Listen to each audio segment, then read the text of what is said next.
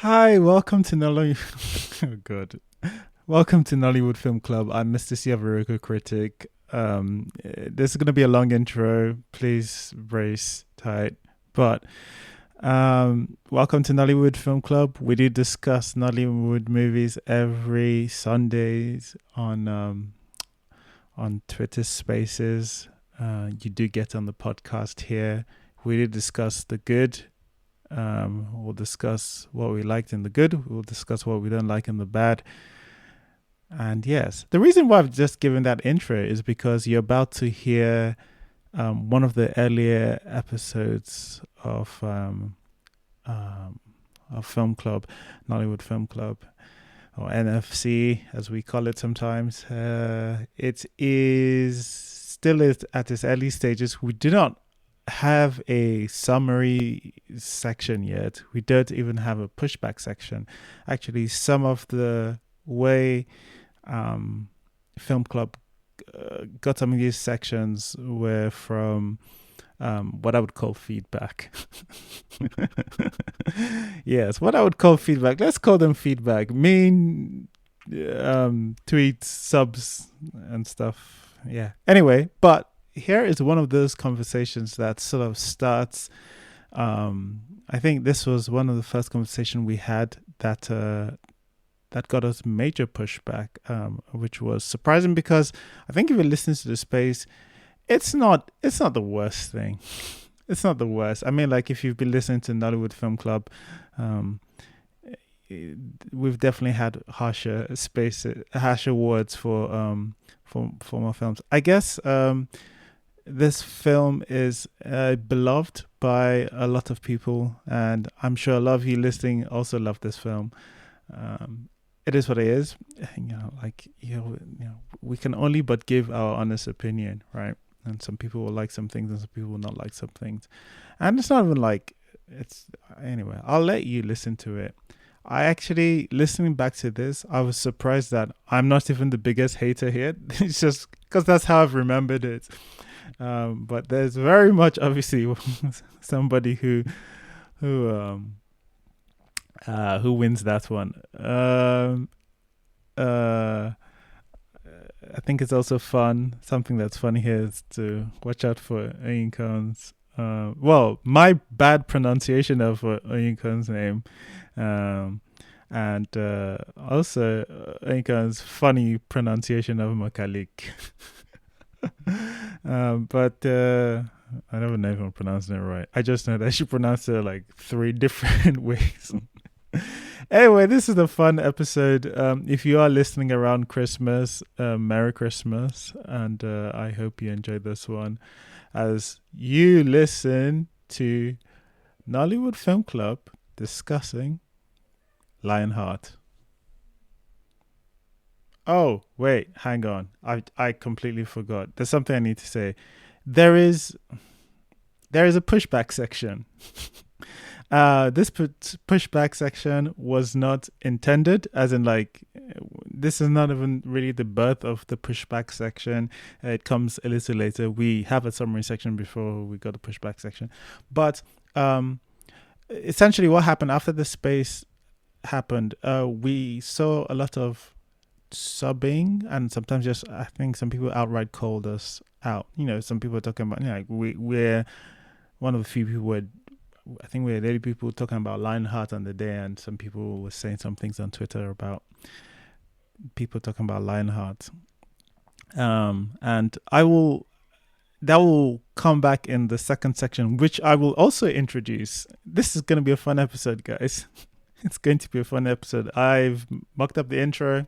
I've given you false hope into another intro, but you'll enjoy the ride if you've been riding with us for this long, because this is chaotic and this is just like slightly different. I think people here are still finding my feet. Even me, I'm definitely still finding my feet. I think I'm still finding my feet as this goes along anyway, but I think it's like that for people. But I'm so listening back, it always makes me a little proud of how far everyone has come. on the spaces. So yes, but yes, there'll be a second introduction for what I will call the second part of this, which will be the pushback section, because I think that part needs some explanation. But do enjoy Nollywood Film Club discussing Lionheart. Okay, wait, I lied. All right, no, one last thing. Do listen out for exactly what I say about the cinematography. I think I might mention it a couple of times, or even anybody. Just listen out for how cinematography is discussed, especially when I say it. I'm saying this because it will come back into play in the pushback section. All right, enjoy. You know what? Like, we can actually pivot there straight into the discussion of Lionheart. We give a brief summary of like the flavor of what we think, where we are really with a lot of this. All right. So the general gist for us now at this point is, I think when this first came out, I remember I did not like it at all. Mrs. C, she liked it, but like she saw like the issues I had stated with it. But I think my hatred and rage still burns for this movie like it was yesterday. Mrs. C, no, she's still like she. Let me speak. I can't speak for you. Speak for me. Speak for me. Speak for you. It's just, it's. But, I mean, we'll get to like, we're not talking about analyzing the whole film now. All right. Like so for me, I'm still like, I get the significance of the film at the time. It was a big deal, right? It was the first Netflix original, and like you said, Jenny was back. Nollywood Netflix original, and Jenny was back. It was a big deal. It was great. Beautiful gowns. Yeah, and they used really expensive cameras and exactly. It was that good stuff. I still think it's fine. I don't think it did too much, but I just think it's fine. Like, we've definitely seen worse. Yeah. Definitely. We've seen, like, because I think one of our major critiques of it at the time was it didn't feel like it moved.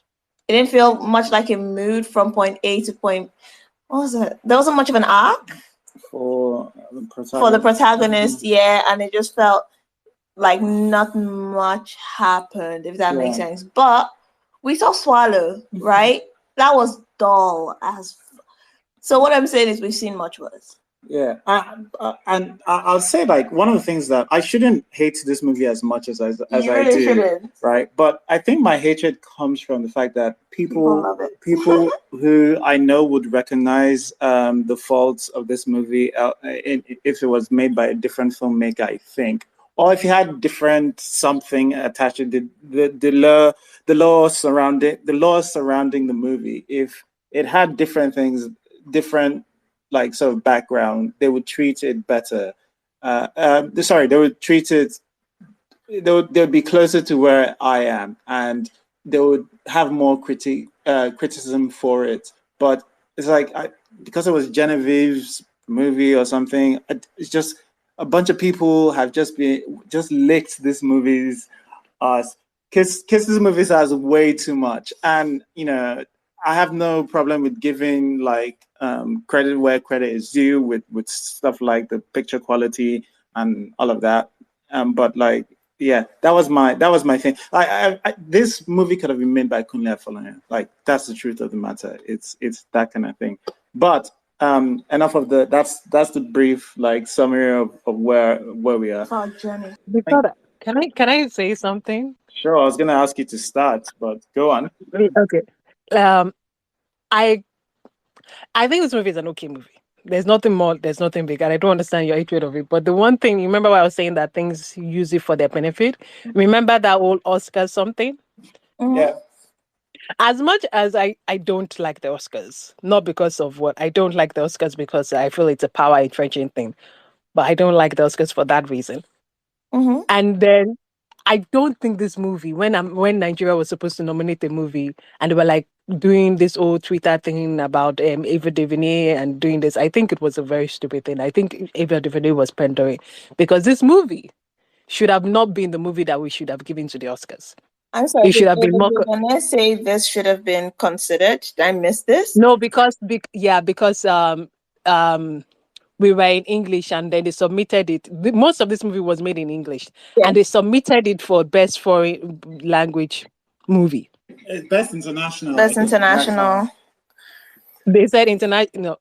Well, they changed it at the time, but it was like the best foreign language movie. It was still, everybody knew with every reasonable something.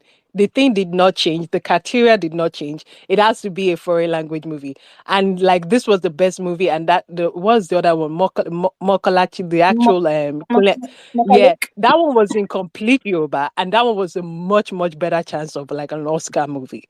That movie was much, much better. And I don't know why they gave in this movie. And then Ava DuVernay is like, oh, they disqualified the Nigerian movie because of their English. Like English is the language of the something. They said international something. Like, no, you know they just reached that. Like, that's so stupid. I think it was very stupid of Ava DuVernay doing this. She's also one of the black capitalists because it was very, very stupid. You just know they just simply changed the name. The criteria still stayed the same. It was 80% in English. It wasn't a change. Like it wasn't. I don't get it. Like this is not like a. And they quoted it. They put it in social justice sort of ways. And I'm like, social justice sort of ways. If you want to talk about it, cancel this Oscars or just admit indeed that the Oscars is just about American movies. That's it. That's it. And that thing pissed me off. But like as a Nigerian, it was this African American speaker. And like as a Nigerian, I'm not going to go on Twitter and say it because I never go on Twitter and say anything because Twitter will make it bad. But I'm just like, this is some silly nonsense. They knew Nigerian, like you just had to read the criteria. They didn't read it, and then it went over Mokolaki. First of all, a much, much superior movie than this. And like, yeah, they just all the other movies that submitted were all foreign language movies. Even that what's it called? Parasite that submitted for it. It was a foreign language movie. Which film won that year? Parasite. It was Parasite the year we submitted. Oh no! Lionheart. Wasn't it? Was it Roma? No, Roma. Sorry, Roma. Roma was the foreign language movie. We submitted the year Roma submitted. Yeah.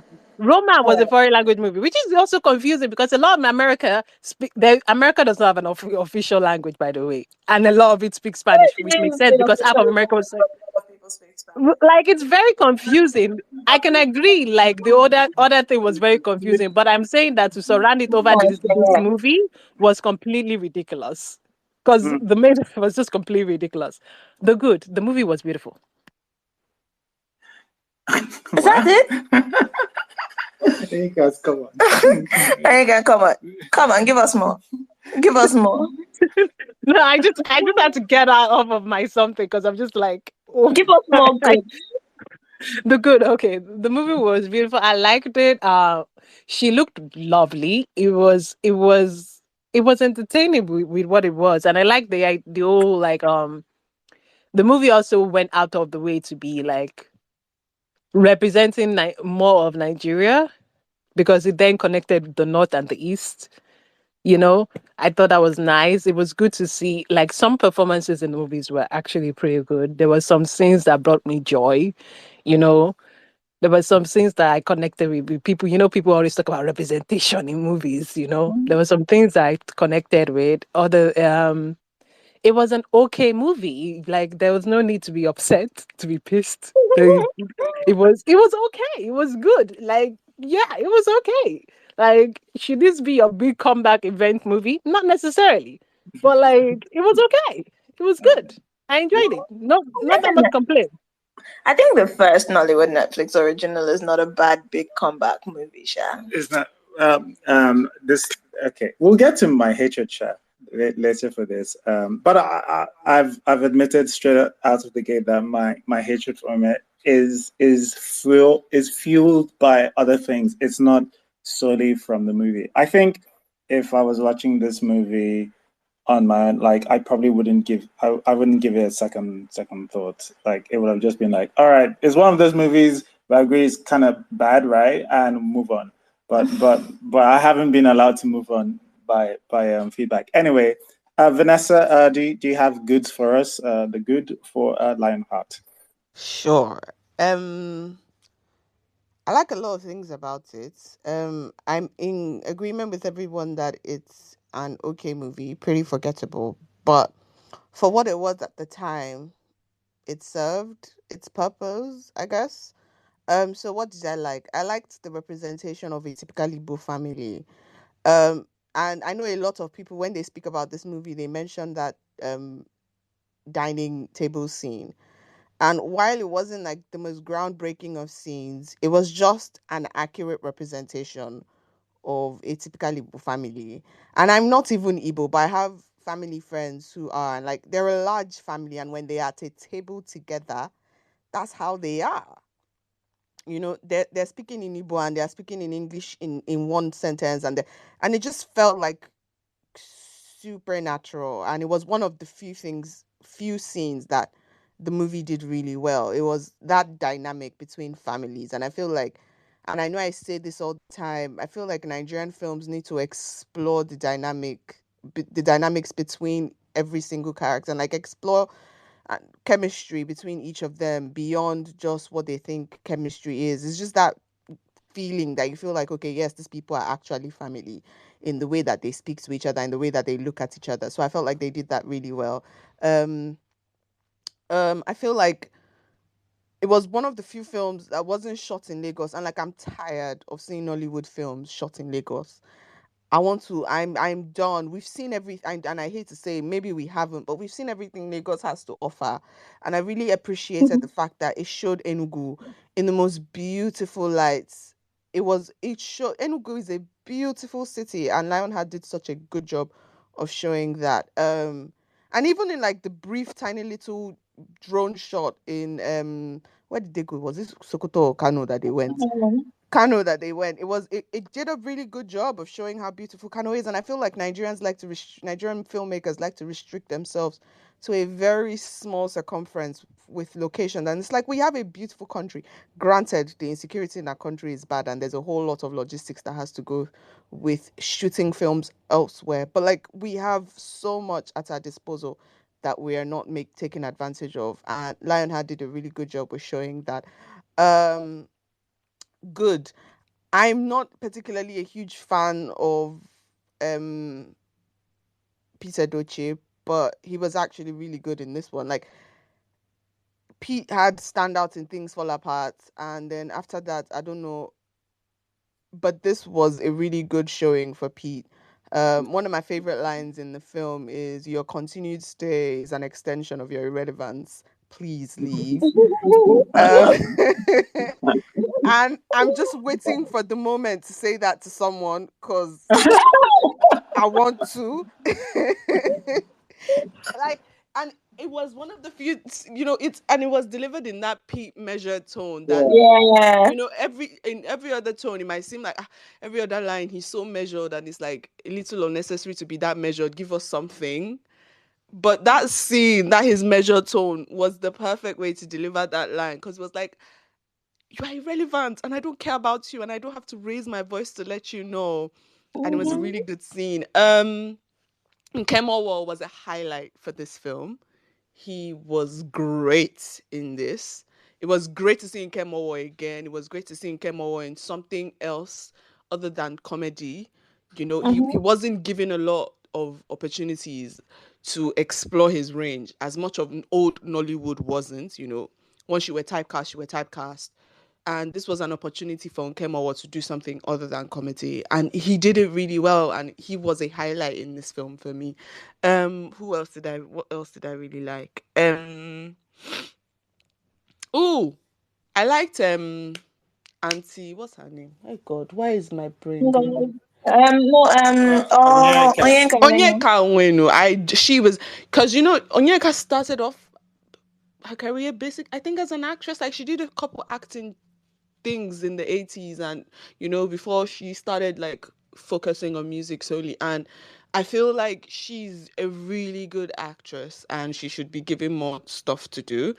She didn't have enough scenes in this for me, honestly, because she carried in pretty much all the scenes that she was in. So I wanted to see more of Onyeka, but she did a really good job. There were things I really liked about it. The depiction of the transport companies in Nigeria. I feel like that when we talk about business magnates in Nigerian films, they're always either talking about an oil magnate or they're talking about, and transport is a big business, especially in the East. And it was just also a good, accurate representation of Eastern Nigeria. And some of the wealthiest men in Eastern Nigeria probably transport business owners and whatever, and I just felt like that was a really good thing. And it was a good peg for a film that was based in the East, that was the business that they were focusing on. What else did I like? Oh, it was beautiful, like like Onyeka said, beautiful gowns, great gowns. The styling of Genevieve as this girl who is being primed to be CEO, her dresses were great. They fit really well. Even with like Kemowo as well, he's a, what do they used to call that? Is up and down. That's his a good luck up and down. That, at least that's what they call it. It looked really good. Like, it just, everyone felt like at home in the clothes that they were in, and it didn't feel like these clothes didn't belong to them. So I really like that as well. So yeah, I liked a bunch of things about this, Mr. C. Well done. Okay. All right. Who's next on our list? I think it's Mel. Hello. So, Mel. Hi, Mel. Hit us with all of the good stuff you have. I think, not even I think, all of Vanessa the things that I said it liked all. about Vanessa and Oyinkan have already said it. I really enjoyed the drone shot into Kano. I think that was the standout for me. Like, not a memorable film, as Vanessa said, but that stayed with me. Like, it was for me personally, it felt like an experience. And that leads me to what, like, I guess, like, was the spirit of the film, and it was like a lot of respect. It felt like the actors had been treated with respect. It felt like they were treating the material with respect. It felt like they were treating the cultures they were portraying with respect. And the portrayal of the North in Nollywood has always been like a very iffy subject for me. It's always been very voyeuristic, very othering. This didn't feel that way at all. It felt authentic. The actors were authentic. They used their Hausa accents. It makes sense. I also enjoyed that. It also felt like there was some type of control behind the scenes. We're used to like very I guess boisterous acting from Nkemongo and I guess Peter Duce as well. It felt like someone had reined a lot of the acting back, and it fits so well for the film. And maybe it's because of that that I interpreted the film as mundane. And I love just things about mundane. I don't have a lot of drama in my life, so like I don't know. For me personally, it's like the really tiny things that just excites me, and so just it being about. I guess like there was some type of conflict, but it being generally compared to a lot of Nollywood about nothing. Just I really enjoy just how okay, this is a story. It's not dramatic. It's not ostentatious. It's not exorbitant. It's just a story, and it felt like there was a lot of control on all of these things. It felt like a story about the mundane, and I really enjoyed that. It was well told. I think it was very focused. Yeah, these are the things that I liked about it. Oh no, that's a good points. Well articulated as well. Thank you, Mel. Ritmi, hit us with your positives for Lionheart.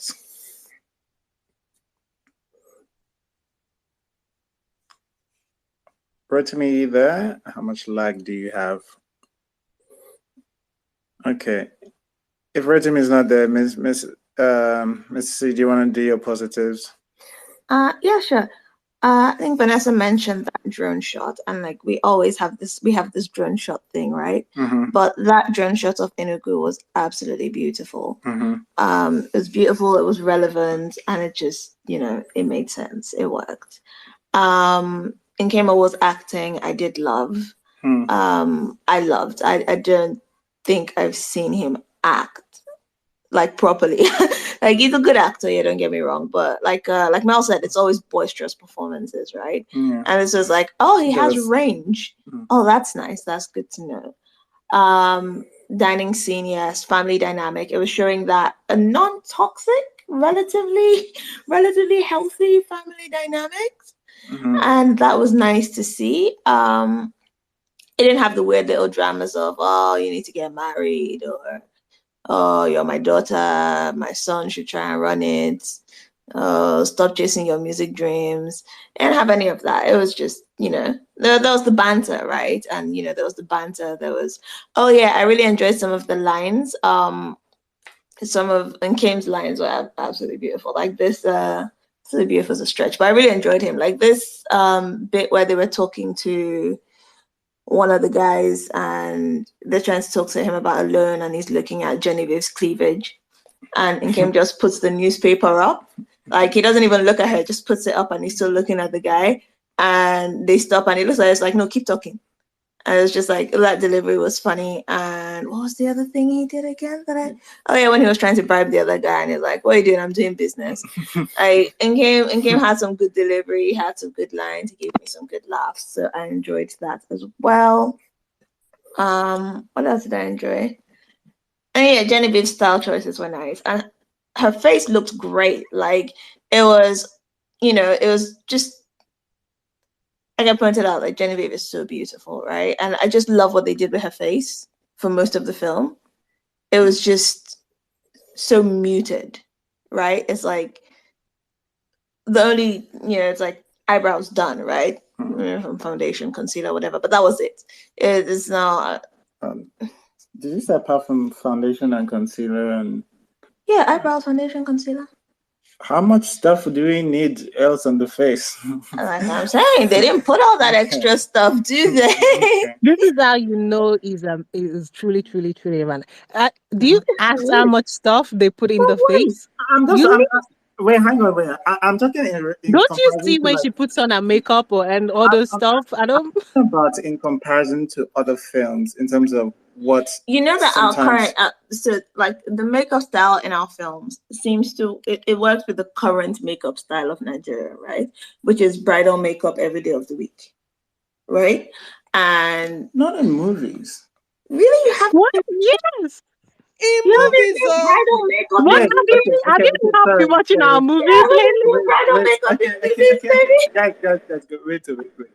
Don't chop me. Don't chop me. Hey, Mr. C. Wait. Okay, let me not say not in movies. I'm just saying it's not strange to see it in a movie. Isakan did it. Superstar did it. A lot of films do it. Superstar did what? Like there's where the lead has muted makeup, like almost like Superstar had muted makeup. Almost the no makeup look. When? I don't remember Superstar having muted makeup. Then Isoken was always made up, right? Isoken was always made up. I remember her purple lipstick and stuff. Like her makeup worked for, like, you know, she's, you know, business person. She's not doing the most, right? Maybe I'm misremembering. I thought I've seen this like sort of like this no makeup. I think you might be misremembering. This is Nollywood where characters wake up with their with eyeshadow, right? Look, it's not only Nollywood. All of them do that. Let's not only say it. Yeah. They do it in American movies. They do it in good ones will give you the no makeup look, right? The no makeup look. Because you're coming on camera, you're going to have makeup on, right? It's just what kind of makeup are you doing? Yeah. Yes. And, you know, she looked like she was doing normal everyday. Not even our normal everyday. It was just very muted. And it's like, it just works for, like, you know, a very serious person who's, you know. Okay. All right. But yeah. Anything else? What else? What else? You've said a bit. So. I've said a bit. Yeah, I said a bit. Yeah. So, all right. I so can if leave. you don't have Yeah. I'm just saying something like don't feel the don't feel the need pressure to add don't more. feel pressure to add more. Oh yeah. So, and this is the thing is that opening scene. There was a lot of the opening scene that I liked, which led to disappointment with the rest of it. But that, that scene of like the buses pulling in, the Agboros coming, right? That whole chaos and commotion. It was really interesting. I mean, we thought it was gonna go somewhere, but it didn't. But on its own, before realizing it wasn't gonna tie in too much, except make her late, it was quite an interesting scene. Like it looked good. I liked that. All right, that's me. I'm done. All right. I don't know that I have much to add to all of the good anything. And it's not because I don't have any goods. I actually agree with most of the things people have said here as good. There's some I disagree with, but like that will come up in the side where we're talking about the parts, the bads. But the only other good I would add for myself was I think a lot of the veterans did really well. KLK for me crushed it. Always. And like always, there was my favorite scene was when it's that guy really thinks about his character. Like there's this thing where they're interviewing him and he's about to like quote unquote misspeak with he's about to quote unquote misspeak about except my I send my condolences. Yes, sorry. Hey, well wishes, yeah. And he knows that he's about to do that. And whilst the interviewer is asking him the question, he has this like evil grin. But like if you don't know, if you're just looking from the perspective, you don't know what it is. Like he just looks like, it's like a Steve, almost like a Steve Jobs good person character. That I understand why you're smiling and you're a charismatic person on screen. That made sense. And then I'm a huge KOK fan, so like it's just he's very good. I thought Peter Doce was good, like people have said. Not too. I thought it looked good. Picture quality, they'd use expensive cameras, I guess. But yeah, that was my part. Okay, so we'll go Tosin. Tosin, if you have any good, we'll go with you next, and then we'll go to you, Mel. Hi guys. I think a lot of people have already said the things that I like, so I won't repeat them. But I really like the movie. I think I liked it for what it was. But I think what I really liked that nobody has mentioned yet was in Kemowo. The story, first of all. I like that it wasn't the typical. When I saw Kemowo come into the film, I thought it was going to be some wicked uncle, right? So I like that the story disappointed me in that light. Like, we don't want to see wicked uncles all the time. Can it just be a simple story of an uncle who is nice and wants to groom his mates to take over the business? I think that's what I really liked about it mostly. And just the chemistry of the characters in general. So yeah, that's me. Okay, cool. Thanks, Tosin. I think I dislike almost every part of the story, but you can tell me why you think I'm wrong. Yeah, why you think I'm wrong. Did you hear what I said? I said I was going to do Tosin, then we're going to go to Mel. Okay. You don't I listen. don't listen to you. Don't You know listen. that. Anyway, Mel, we'll go to you now. Yes. Before we went to the guess the negatives, I wanted to ask what everyone thought about Genevieve as a filmmaker. I don't know if I should say my thoughts first, but I thought it was interesting thinking about Ruti yesterday and thinking about Lionheart as well. Just do you think that she's being slept on? That she's being what? And maybe you should start with you. Slept on. Okay. Do you want to give us yours first now? Okay. Yeah. Maybe you should set the pace. If you have thoughts, Mel, on Genevieve. Yes. I'd say that I have my personal issues with Root yet. I haven't rewatched it. Although I promised that I would. Um, so I'm not 100% on what I remember. I know that, and my feelings are the things that I trust. When I watched it, I felt, I hate the script. I hate the dialogue. I think specifically.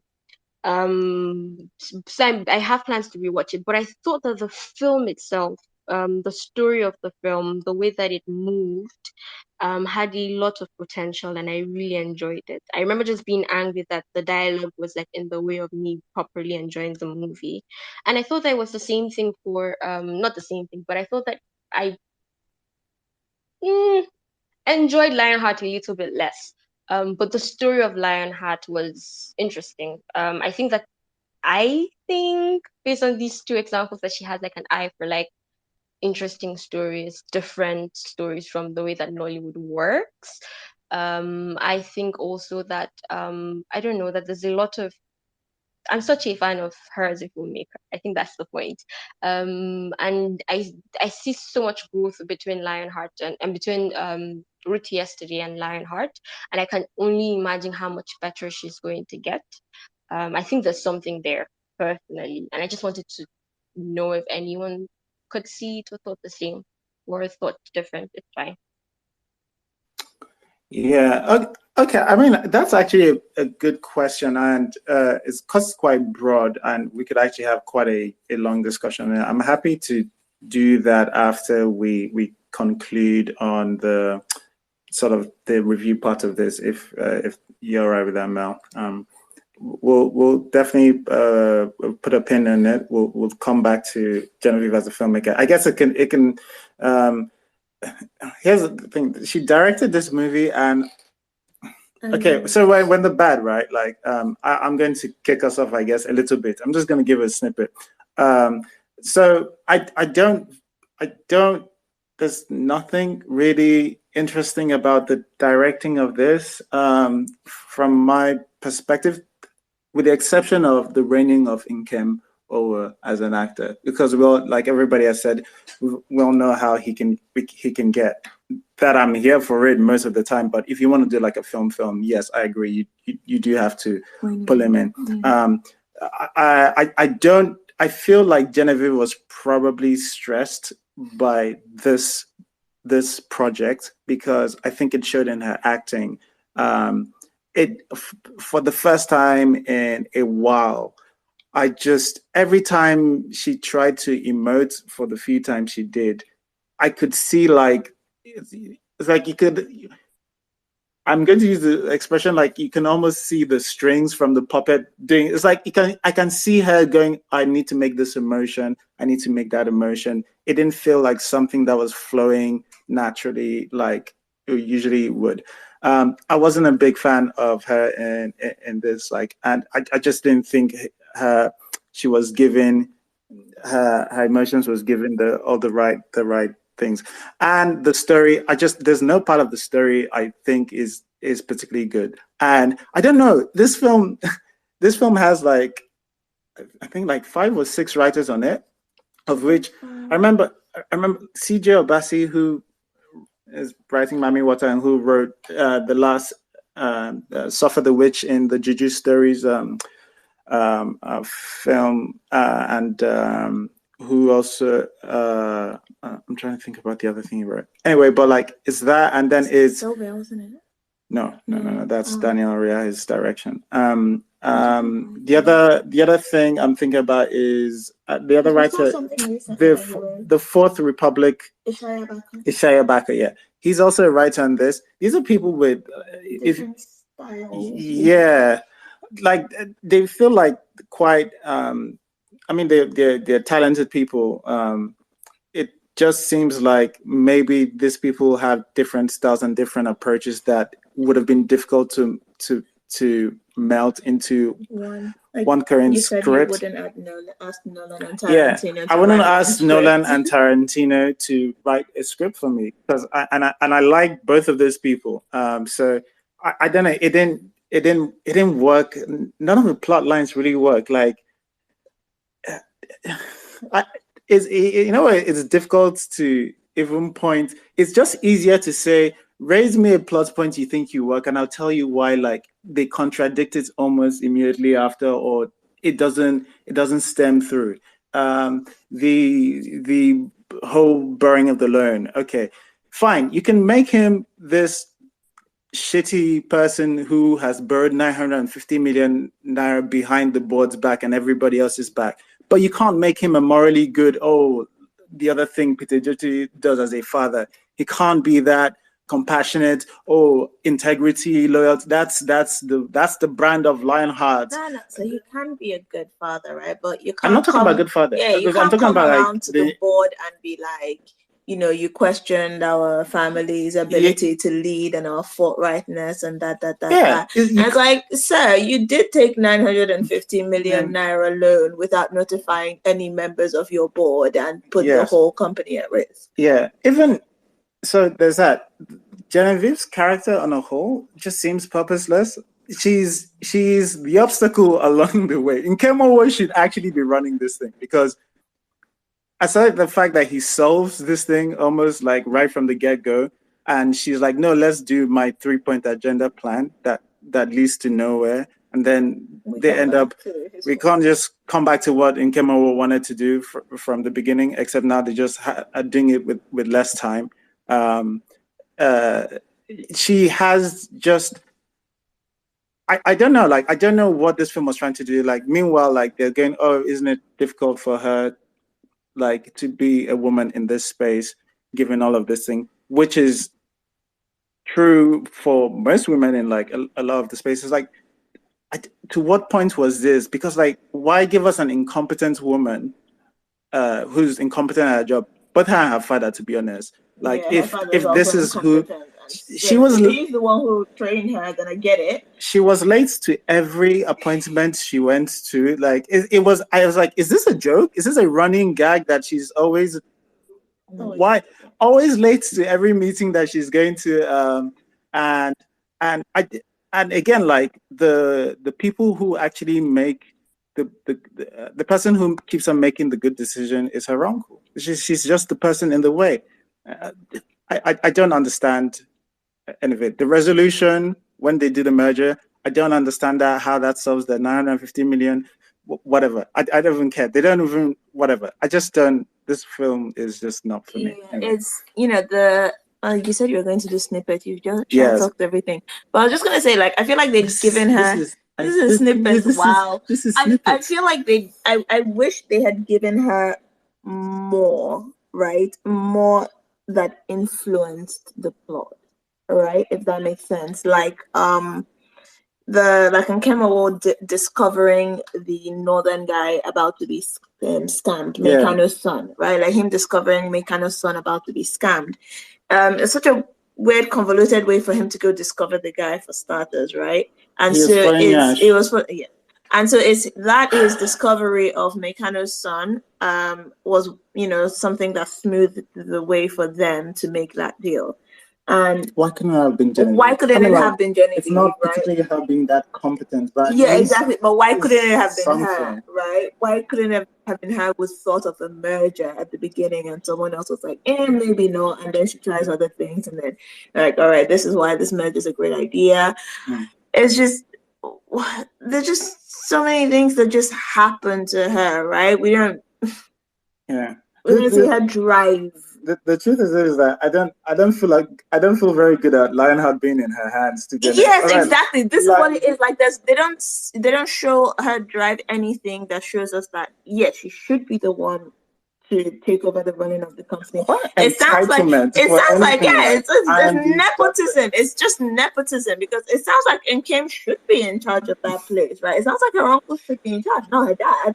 Her dad's not a very good businessman at this point in time. That's why she learned the bad business from me. It sounds like her uncle should take over the company and run it, you know? And it sounds like, you know, because there's a lot of the good things about the plot, right? Or the story seem to be him trying to train her, right? And being this mentor, right? This mentor who's being protective, trying to give her room to grow. He has the idea that saves everything, right? And he has this idea very early on. right? But she doesn't buy it. So he's like, all right, let's do your thing, right? And he's, in the doing of the thing, he's, being protective of her. He's, pushing her to do some things. And it's like, this kind of feels like a him story. It's like, just like him, it's like watching the Karate Kid, right? But we don't see the Karate Kid really face up to the bullies, if that makes sense. Yeah. I mean, that's the my. It's weird to have almost like a pointless protagonist in your film, but to me, that's what it feels like we have. Anyway, with that tip of the iceberg, I'll pass it to Elizabeth. Just come on stage. Let's hear what you have to say, good or bad, whichever. You can do both if you want. Okay, so I think I'll start with what I thought was good, which everyone has repeated and reiterated, which is just the cinematography, the scenery, beautiful, a different shot of Nigeria, perfect. But honestly, this is one of those movies that after I watched, I just went to sleep. Like, I didn't have an opinion. I watched it and I did not. Usually, a movie is supposed to elicit emotions from you, right? What did a movie make you feel? Are you angry? Are you sad? I was just there. I just closed my laptop and slept because I did not know what was happening. Because one, the plot was contrived. It was lackluster. I was like, what just happened? Usually, I'm the kind of person that I like slow burn movies. I like movies about the mundane thing. I like slice of life movies. I like this transitioning from childhood to adulthood movies, coming of age. So usually when you watch this kind of movies, you know that you're not watching it for the action. You're watching it for what you get at the end. There's always something that the story or the plot is trying to achieve at the end. Is it the transitioning from boyhood to manhood, childhood to dealing with grief as a child, or learning life lessons within 24 hours? There's always something happening. But this movie, I don't know. Like I said, plot contrived because you're not even sure how the business was badly managed. As in, some things were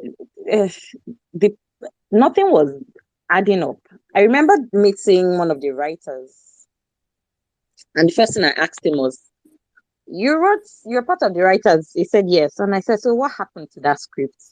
Of course, he just went back like, oh, this was how they got the idea, yada, yada, yada. They had to, because it was, they had a different resolution, the first script, but because the script, kept changing hands, and then they still had to interpret it to Igbo.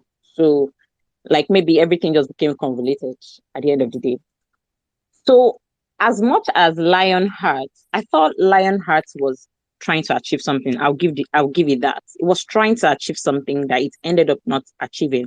Of course, that's all the positives, like the veterans acting, the scenery, the subtle fashion, the culture, if even Fino's acting, as in, you'd be impressed, just the short script that he had, and you're like, oh, okay, that works.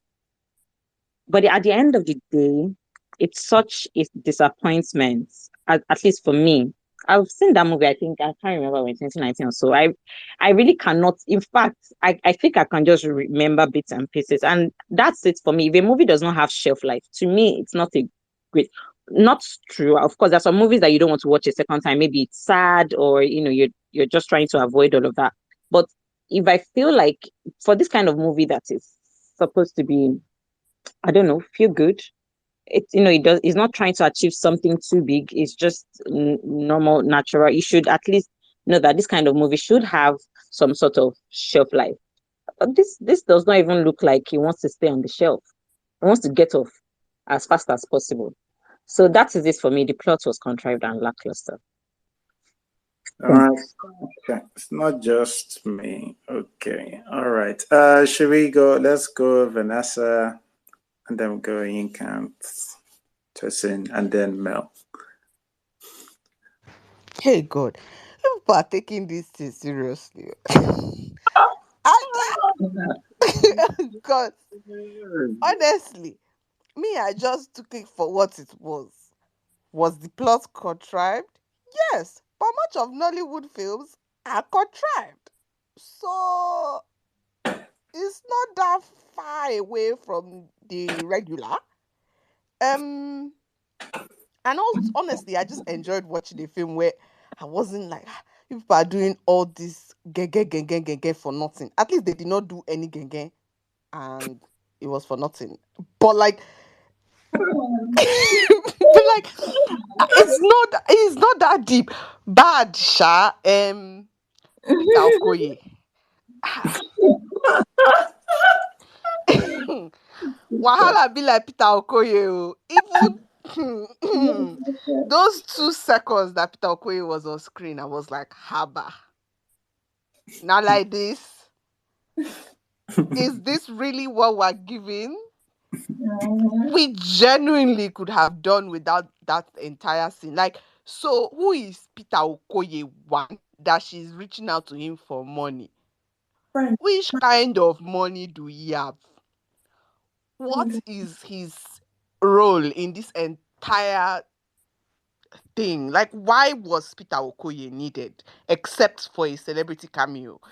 I'm like, I didn't get it. And then we had a celebrity cameo that did not even make sense. But like, Peter Okoye, really? Bad. I feel like Mr. C, your preview has taken away all the bad from everybody's mouth. But plenty left. There's plenty left. There's plenty left. Trust me. Shh, Mr. C. It's not that deep. What else was bad? Hey God. What else was bad? I feel like everyone has said the thing about like she was supposed to be the CEO and baby girl do not know what she was doing. I can still say it.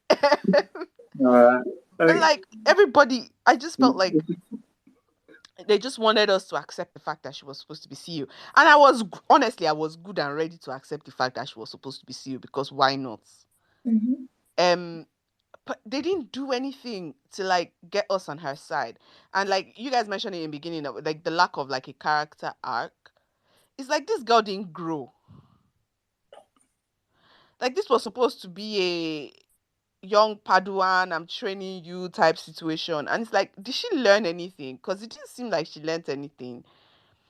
And it was like there was no growth. There was no character growth. And I feel like that's when like an entire film is lost. Is when there's no trajectory. You don't see this, especially with the lead. Yeah. If the lead is already resolved from the beginning, which was the thing that was like a little kinny, like telling us, oh, she's supposed to be CEO, and we all just sort of accepted in the beginning that she was supposed to be CEO. And it's almost like she was resolved and the script was resolved in her being CEO, that it didn't matter whatever the hell she went through throughout the whole film, she was going to be CEO. Like they tried to do the whole the potential of her being CEO is in jeopardy with KOK's character, but it never really was, honestly, because we all just sort of knew that at the end of the day, she's going to be CEO, and it just didn't feel like there was any growth with the lead character. And it's like, how are we supposed to form an attachment to this character if we're not seeing any development? Also, I don't understand like the even though I like the relationship dynamic between all of them as a entirety, like they tried to put her as this daddy's girl, like, and it was like she was her dad's favorite, but I just didn't. I don't know. I didn't feel it. Yeah, I mean they told us. I just didn't feel it's which is weird, but like I don't know. It just didn't. A lot of stuff was just loose. I guess it just needed a bit of tightening up. I don't know if that like even with like the plots, like if they just like went here and there and like fixed a little here and fixed a little there and just tightened everything a bit up a bit more, it would feel a lot more, you know, right and like conclusive. It just felt like, even though the film felt like it was right and was treated well, like Mel said in the beginning, and like there was control behind the scenes and everything, but like the plot itself was like loose and like with no direction, and just tightening here and there could have helped it get like a focus. So I guess that was what was missing and why it was why it was forgettable. And like, unless, which is weird because like I remember a lot about it and I haven't watched it in a bit, but it's also forgettable at the same time. I don't know how they pulled that off, but they did. Um yeah, so it just felt like there was no direction. And it sucks because there was a potential for a lot to be done with this film. And that's when it sucks the most, is when you can see that it could have been great and it just wasn't. All But right. yeah. Thank you. All right. I can't remember who I said it. Oh, in cancer. Yeah, me. See, everybody has already said kind of the things I want to say about the movie. So, but I think I want to say this, Mr. C. I don't get why you're so angry about this movie. I know you explained it though, but I think I kind of understand, because the marketing of this movie kind of made it like it was going to be this important groundbreaking movie, and then you see the movie and you're like, it is just typical. I can get that's why people can be upset about it, like, but like yeah, like everybody has already given a very good astute separation of what could be like some that could be improved in this movie, that can carry from okay to did you remember all these things the blah blah blah. And sometimes I don't think that characters need to necessarily change in movies, because sometimes many characters literally stay the same, and those movies are beloved and you enjoy yourself. Like this movie, not only was it was typical, it also lost. See, there's something sort of like, it wasn't, how am I going to say it? Like it wasn't, the performance, some of the performances were good, but it wasn't like, I'm not going to be like 10 years from now, or even when the last did I watch this movie? I'm not going to be like, this is one of my most favorite movies, or like I'm not even going to be remember this movie that much. You know, in the list of Genevieve's movies that I would think about, this movie is not it. Okay. But it's an okay movie. It's a movie that you watch on a Sunday something, and you watch it and you won't be annoyed. You won't be graded. You just enjoy it, and you will go into a space and you will just enjoy it. Huh? That's it. All right. Like, I can't say anything bad because everybody has already said it. And I'll just be repeating what everybody else has said it. I'll just But be that's what I adding. think. I'll just be adding. But I do think the marketing was too much. The marketing, they over marketed the movie, and therefore we got something that wasn't that to the marketing that they marketed it. And I was just like, okay.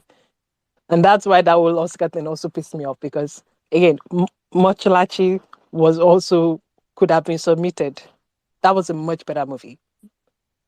Like it was much better, and it's also a group of people that sometimes Nollywood used to do this type of group of people, but now Nollywood is full of a lot of upper middle class people trying to be white people. So that movie that's what I think. There is no need to be upset about this movie. It's not Chief Daddy 2. Like, no, is it? What's it? The Bollywood movie, the Bollywood and Nollywood movie that gives you joy. That's a masterpiece, but I don't Yeah, know. that's what I'm saying. That movie gives you joy. It doesn't give you. It doesn't have that flavor that gives you joy and that you just love it. It's a hey.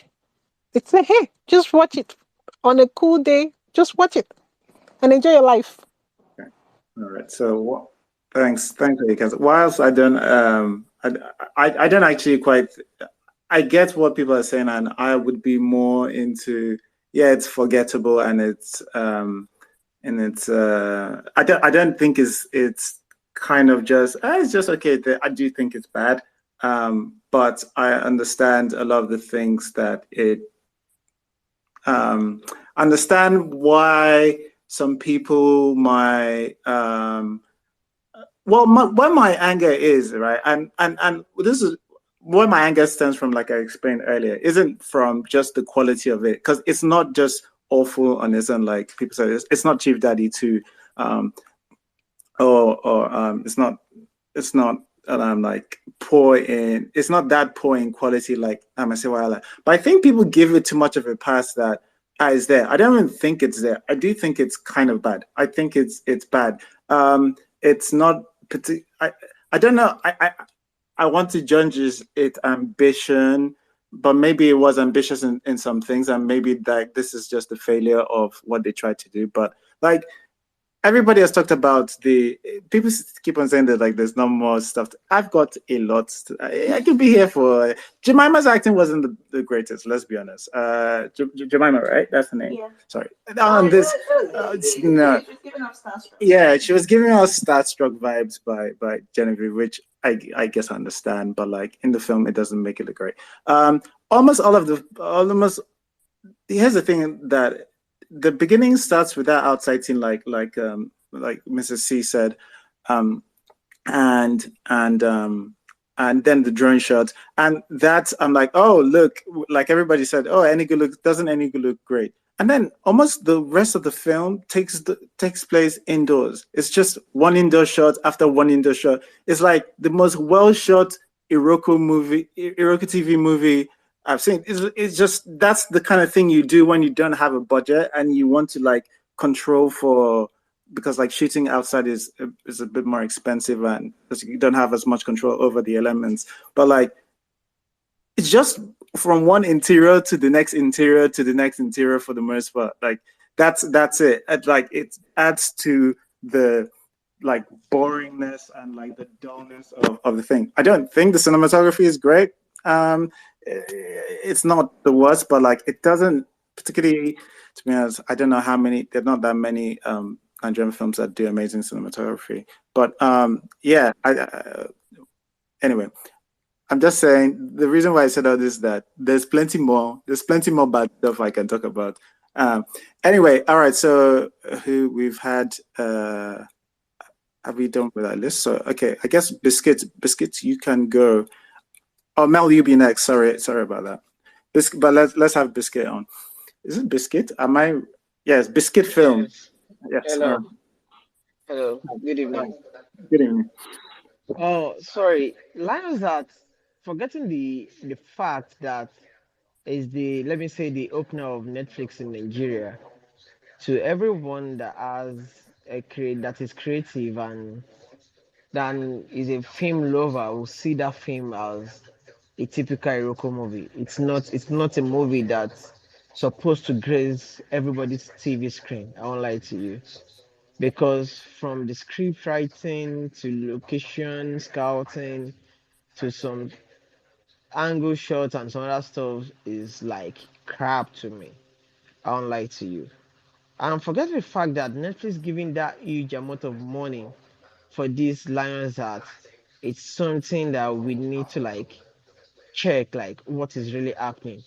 This is Nigerian politics here in play. I won't lie to you. Yeah, Because I think film was made before and then Netflix. Yeah, Netflix did not Yeah, give it it was money. it was made before Netflix. You understand? But this movie was advertised for Netflix. That is the first movie Netflix played for in Nigeria. Lionheart is the first movie Netflix played for in Nigeria. So now, for Netflix to have paid that huge amount of money, then I think if it is not hype, if that exact number of amount of money was given truly, then something is wrong somewhere.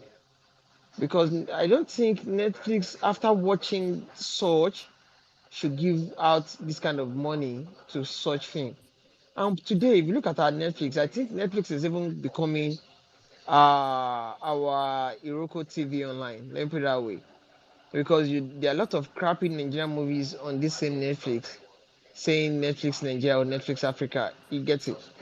So I think we don't really need to discuss these Lionheart because everybody knows it's a trap, it's a trash from beginning to the end. There are a lot of movies they can do, educated movie, interesting movies that even with less budget, something tangible can come out of it better than this Chief Daddy 2 or this Lionheart, blah blah blah blah blah kind of stuff.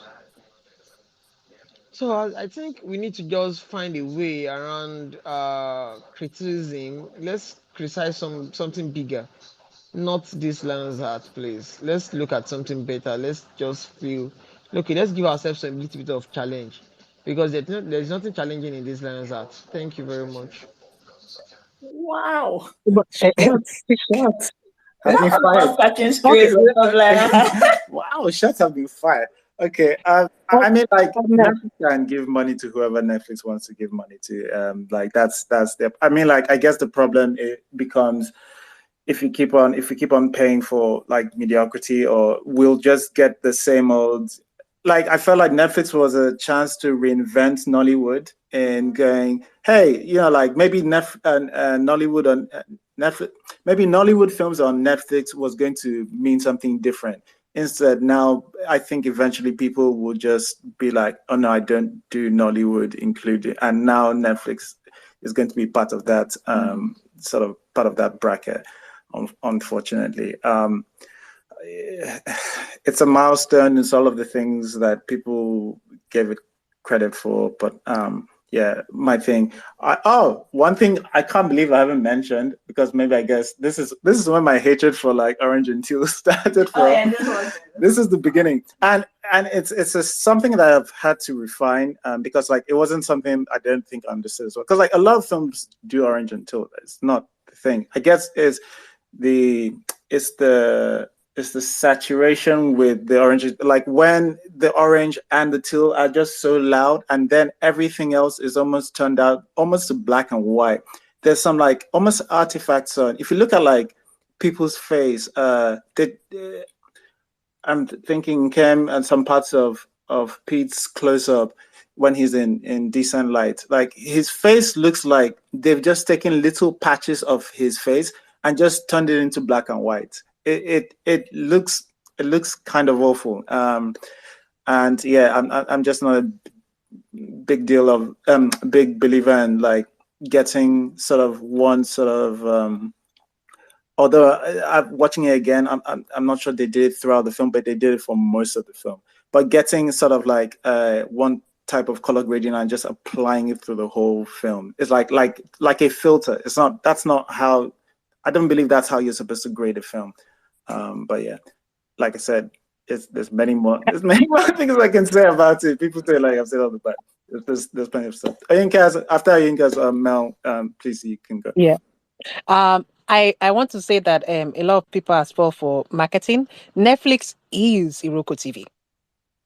Wow. Okay. All right. Do you know? Like, let's just say more of 80% of Netflix is Iroko TV. I don't know why people think when these foreign companies are coming into Nigeria, it means more money. No. Okay, well, so one of the things, there's a big difference. Yeah, there is a difference because they are foreign companies. They have a little bit more money. But let me tell you, when they're going to present like why they should come into Nigeria, Nigerians will be like, okay, they'll come in knowing that they just have to spend less money into this movie market, and then gain back a lot more.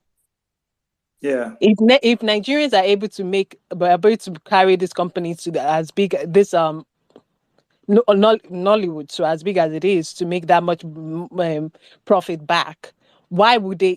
People keep on forgetting Netflix is a company. It's a company. Even here in America, like this, they give a lot of they have a lot of bad things. Like a lot of Americans used to talk about it. They have a lot of bad, low budget. Most of their things are bad, low budget, ridiculous, stupid. thing. It is Iroko TV. It is not. Once in a while, Netflix will put money out and go to the Oscars and campaign the Oscars, because Oscars is also marketing. Because once you say this thing has been nominated by Oscar, you get money. Because this, I'm talking about the business side. Like, you get money for it. There's a reason why Netflix put a lot of money to make sure they get Oscars to try to nominate them. Because Oscars didn't want to do it for a while. It was a fight. And Netflix had to go buy up basically most of Hollywood to do that. The same thing with Disney, right? They had to go buy up basically most of Hollywood to do that. The reason why they're doing this thing is just to get their profit back. Again, remember that Netflix is always Iroko TV. Iroko TV can be a little bit better in some ways, but Netflix is because they have money. They'll give you a little bit more money because they have a little bit more money. You know, they're Netflix, they're a foreign company, but they're not. But that money is just basically the same amount of, like, if you do it proportionally, it's basically like the same amount. They're literally giving like pennies. They're talking about, oh, I paid $3 million for this. They gave Tyler Perry close to $100 million. I think they even went past $100 million for him to give us that Madea movie. Can you believe that? Can you see that? And so you think $3 million or something? So Netflix, I want again to tell everybody, Netflix is Iroko TV, the same business practice. Where do you think Iroko TV got the idea for their business practice? Netflix. Netflix is Iroko TV. Don't fall for marketing. The same way this movie gave a lot of marketing, like it's important, it's amazing, Netflix, all this, let's go to Oscars, and then you watch it, you're like, this is basic. The same thing. Netflix is basic, and I pay Netflix. One time they bump up my thing. There's no money for me, but anyway, Netflix is no Netflix stole money from me, but I let it go. I'm not about to call $1 million corporation and be on the phone for like 10 hours. And like Netflix is Iroko TV. That's where Iroko TV got his business model from. That's where all these things get their business model from. Netflix is Iroko TV. All right. With that said, that's what I'm gonna say. Sorry, can I say something? I need to get Mel on the mic. Is it quick? If it's not quick, no, it's very quick actually. I want to say that Netflix is Iroko TV, but also Netflix also recognize when to give us quality with good budget.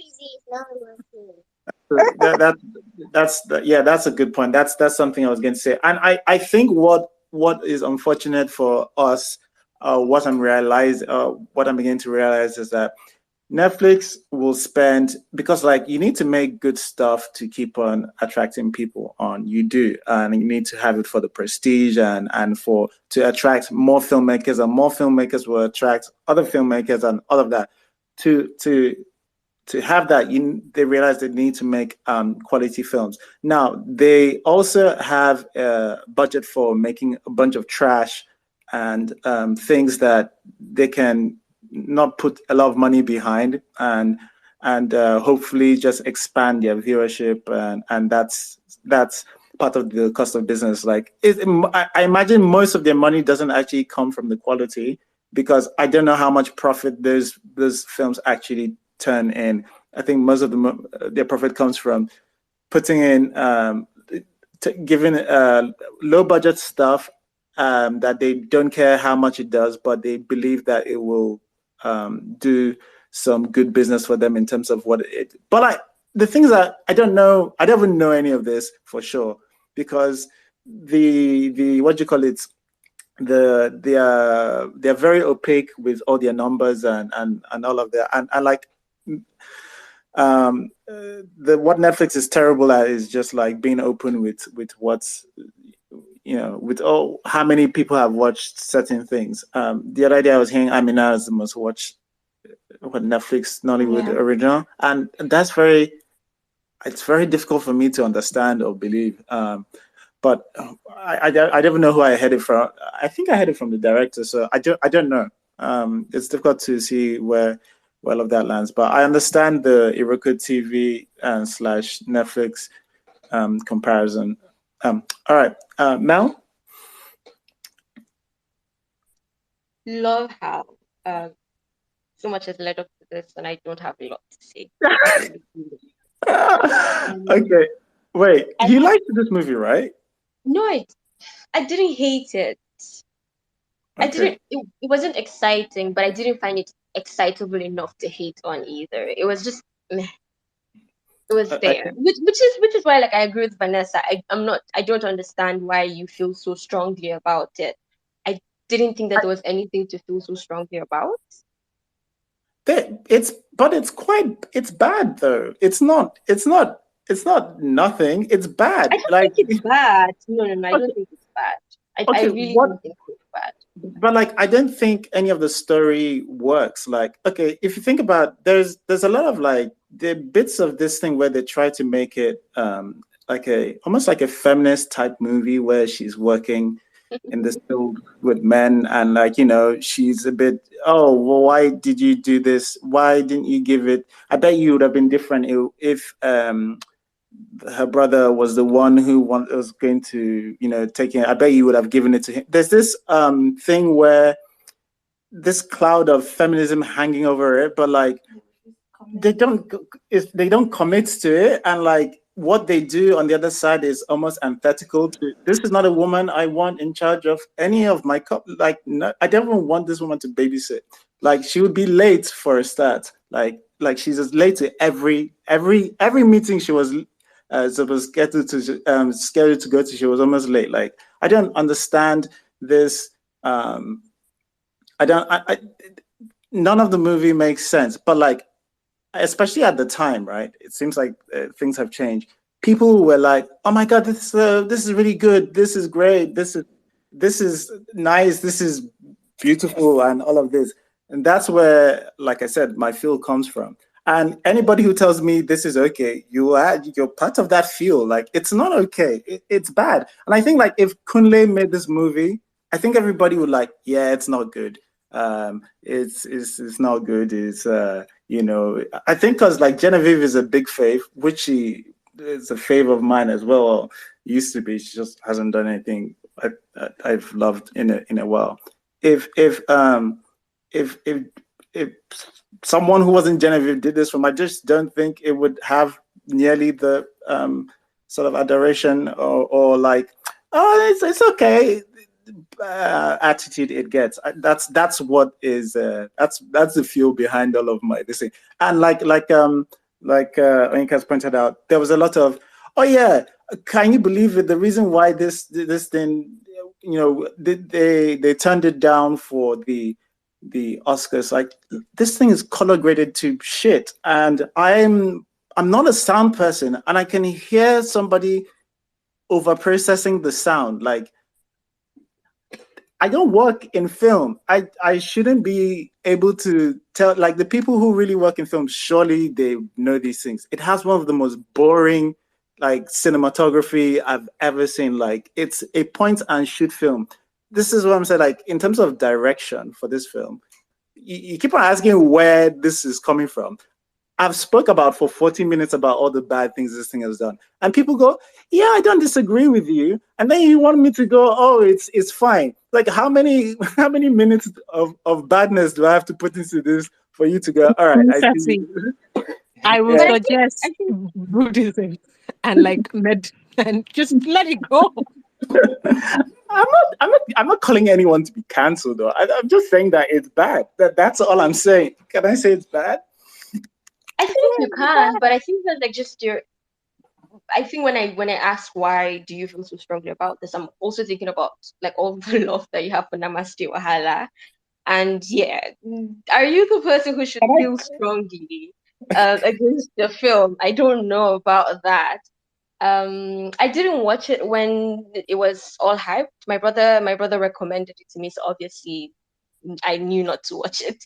So I missed all of that. Like, it was much later. In fact, after the whole it's been rejected thing, everything died down. They were like, fine, let's watch it now. And then I did. So I missed all of that hype. Which is why I didn't approach it with any expectations at all. I think that the things that you're talking about, the misrepresentation of feminism would have been the thing to like rile me up. But I have come to expect it from Nollywood. Every time Nollywood portends to do some type of social commentary or some type of ism, they always do it the wrong way. So I've come to expect that. I don't have high hopes. When they said it was going to be a feminist film, I said, how? And I wasn't disappointed.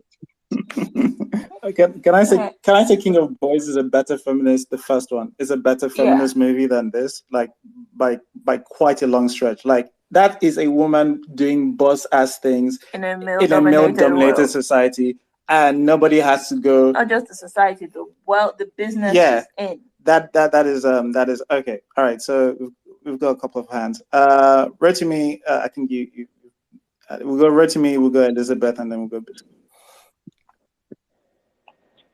Hello? Can you guys hear me?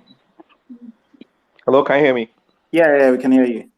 Okay. So I'm gonna try and keep this. Well, okay. I can't keep it brief. I saw this when this came out in the cinema, and I think that like when you have like a movie that has Genevieve, Peter Dochi, Kanayo, I think Oyinka Onwenu is in this. Am I right? Is that Oyinka? Was that Peter Dochi? Yeah. She's in Onyeka Onwenu is in this, yes. Yes, I was in this movie. So yeah, you have a star-studded like Nollywood cast and everything. So the first thing that stands out when I first saw the trailer was like the actual production quality, and these are like for when it comes to general like Nollywood movies, the production quality is not generally high. So I like what Iroko was talking about like if I think King of Boys and I could give King of Boys the production quality of Lionheart, I would switch those two things because I thought the production quality was high. It's like so there are some subtle things that I pay attention to. So if you notice in the office space, there's a match like between the costumes and sorry, Rotimi, you're breaking up quite a bit. The set design. I don't know what and the we do overall about that. And those three things are quite meant to match. So those are things that help him. All right. Improve the overall look of a picture. When you pay attention to your costume, to your hang on. Wait. Sorry. Yeah, you're breaking a lot, Rotimi. I don't know whether you can either try again, try going and coming back, because like I missed everything you said. Yeah. Can you hear me now? Yeah, I can hear you. Okay. Is it better now? Yes. Okay. I think I switched off my Wi-Fi. So I said I just said that also. First of all, I was like the production quality. Production quality was actually for me that was the first thing that gets you when you watch the trailer and everything, and you have a star-studded cast of Genevieve, Kanayo, KOK, Peter Doche, Ikemo. You're like, okay, these are the all-star Nollywood cast. Like you're going to check this out now. So I was talking about the production quality. Like there are some certain things I pay attention to. So like if you see in the office space, the costume design along with the set design, along with the overall grade of that whole setting was made to match. So there's a good attention to like you understand this thing production design, overall production design. So when Lionheart came out, the first thing that probably got a lot of people was the look for a Nollywood movie, and I think up to now it's still one of the better looking Nollywood movies in terms of overall quality. Now the weakest part of it is the performances, and I think that there's a kind of way I don't know. I noticed that thing. It kind of gets everybody to dial back that Nollywoodness. I think it's like they put it on a handbrake. It's like Ikemwo don't go so much, Peter Doshi don't go so much, KOK don't, and I'm like, that's what I come to see. I come to see Ikemwo go over the top because that's the entertainment value. So putting a handbrake on Ikemwo's performances is taking away from the movie. Even though you are trying to balance everything out, I'm like, it takes away from the movie, it doesn't add. Then I don't know should I say the feminist thing. I am very cagey when I say that there was something that was supposed to happen in this movie. I don't think it landed. Genevieve was supposed to find a way to prove that she was worthy to lead her dad's company.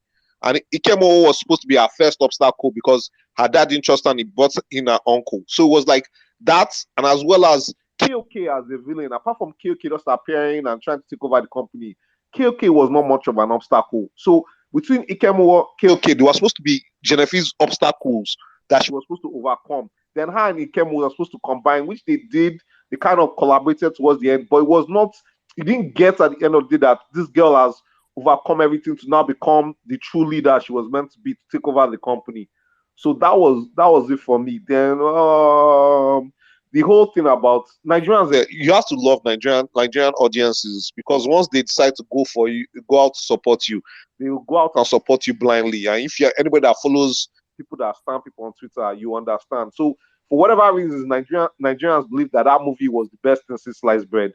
And they were ready to fight anybody to say, oh, why can't you nominate it for the Oscar? This is the best thing we're bringing from Nigeria. And I'm like, without understanding what's the criteria for even being picked. So do I think I think there's one other thing. There's a story that I know about the production about this movie. Is not my story to tell. I think it's probably belongs in the horrible bosses category. So, but it's not my story to tell. And I think that there are a lot of things that go into the productions of movies. So, and I think that this is one thing I still was struggling with in Nollywood. Aside from the producer, the director, the main actor, you understand, everybody else is a second, third degree citizen that nobody really pays attention to. And without them, you can't make a great movie. Without a great cinematographer, you can't make a great movie. Without great costume design, you can't make a great movie. Without great set design, you can't make a great movie. Without a great location guy, you can't make a great movie. So we kind of like put so much emphasis on those three people, the producer, the director, and the main lead actress, and we push everybody aside. And that's why most of our productions turn out the way they are. Not talk about we don't even pay attention to the screenwriter. So all those things don't balance out. Now you see a lot of great productions. Oh, they poured a lot of money. Oh, everything looks great. But you leave it and you don't feel like this thing delivered a great story. Because for you to ever have a great story, you need a great script writer to deliver a great story, not just having a great production with all the stars there and everything. So, but overall, Lionheart is probably for one of the first Netflix stuff. Yeah, it was there. It could have been better. It could have been a whole lot better considering all the cast that they had. So yeah, that's pretty much it for me. Okay, thank you, Richmie. Is it Elizabeth? Then Biscuits. Okay, so I'll try to do this quickly. So you actually have a point when you say that because Genevieve is a fave, that's why people are not so over the top about it. You're very right, because I just related it to me. Because when it came out, I think I was more sympathetic because one, it's the first Nigerian original on Netflix. Then two, it was Genevieve. Not like she's my fave. I was just, it's a woman thing. So I'm like, first time making a movie. I think she had made Road to Yesterday or something. But I'm like, you know what? Yeah, I'm a bit more sympathetic. And that's why I said I did not have any feeling when I watched it. I just watched it and went to bed. I did not even think about it. I did not overthink it. I did not try to rationalize. I did not even try to break it down. I just, what, I've watched the movie and that's the end. But when you try to extrapolate it with Kunle Afolayan, you are very right. Because you can draw long parallel between Swallow and this movie. Let's start with false advertisements. It was not giving what it was supposed to give. So it's just like how Swallow started. Now, when you watch the trailer or you read the synopsis, you're going into the movie with something else entirely in mind. So when you're seeing the opposite of what you were expecting, of course, your expectation, when you don't manage your expectation, it gets the disappointment tends to grow more than what you're looking at. That's one. Two. The resolution. So you're right, because if you, in hindsight, if you think about it, the way the movie was, it should get you, but I also understand if anyone is also not trying to overthink it, and that's why I didn't give so much. I just told you that the plot was this and that, and I kept moving. That's one. And two, about the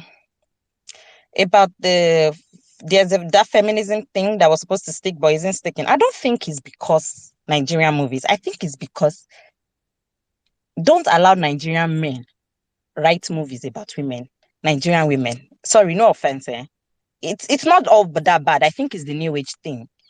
Because look at what, sorry to also call names again. Tunde Babalola is very good. When you see his name, you know what to expect when you want to watch a movie. But look at what he did with Citation. I really wanted to deck him. But that's just by the way. And I don't believe that, Nigerians don't know how to put that. Look, Amaka Igwe was 24 when she wrote Checkmate and directed it in 91. If you watch it again, this is how, there was no exposition. There's no, that's the problem I have. I think that when we don't know how to just, show and not tell. The need for exposition in the movie, like, then you prop up that theme, and then you just prop it up and just remove the thing that used to prop it up, so it just landed flat in the face.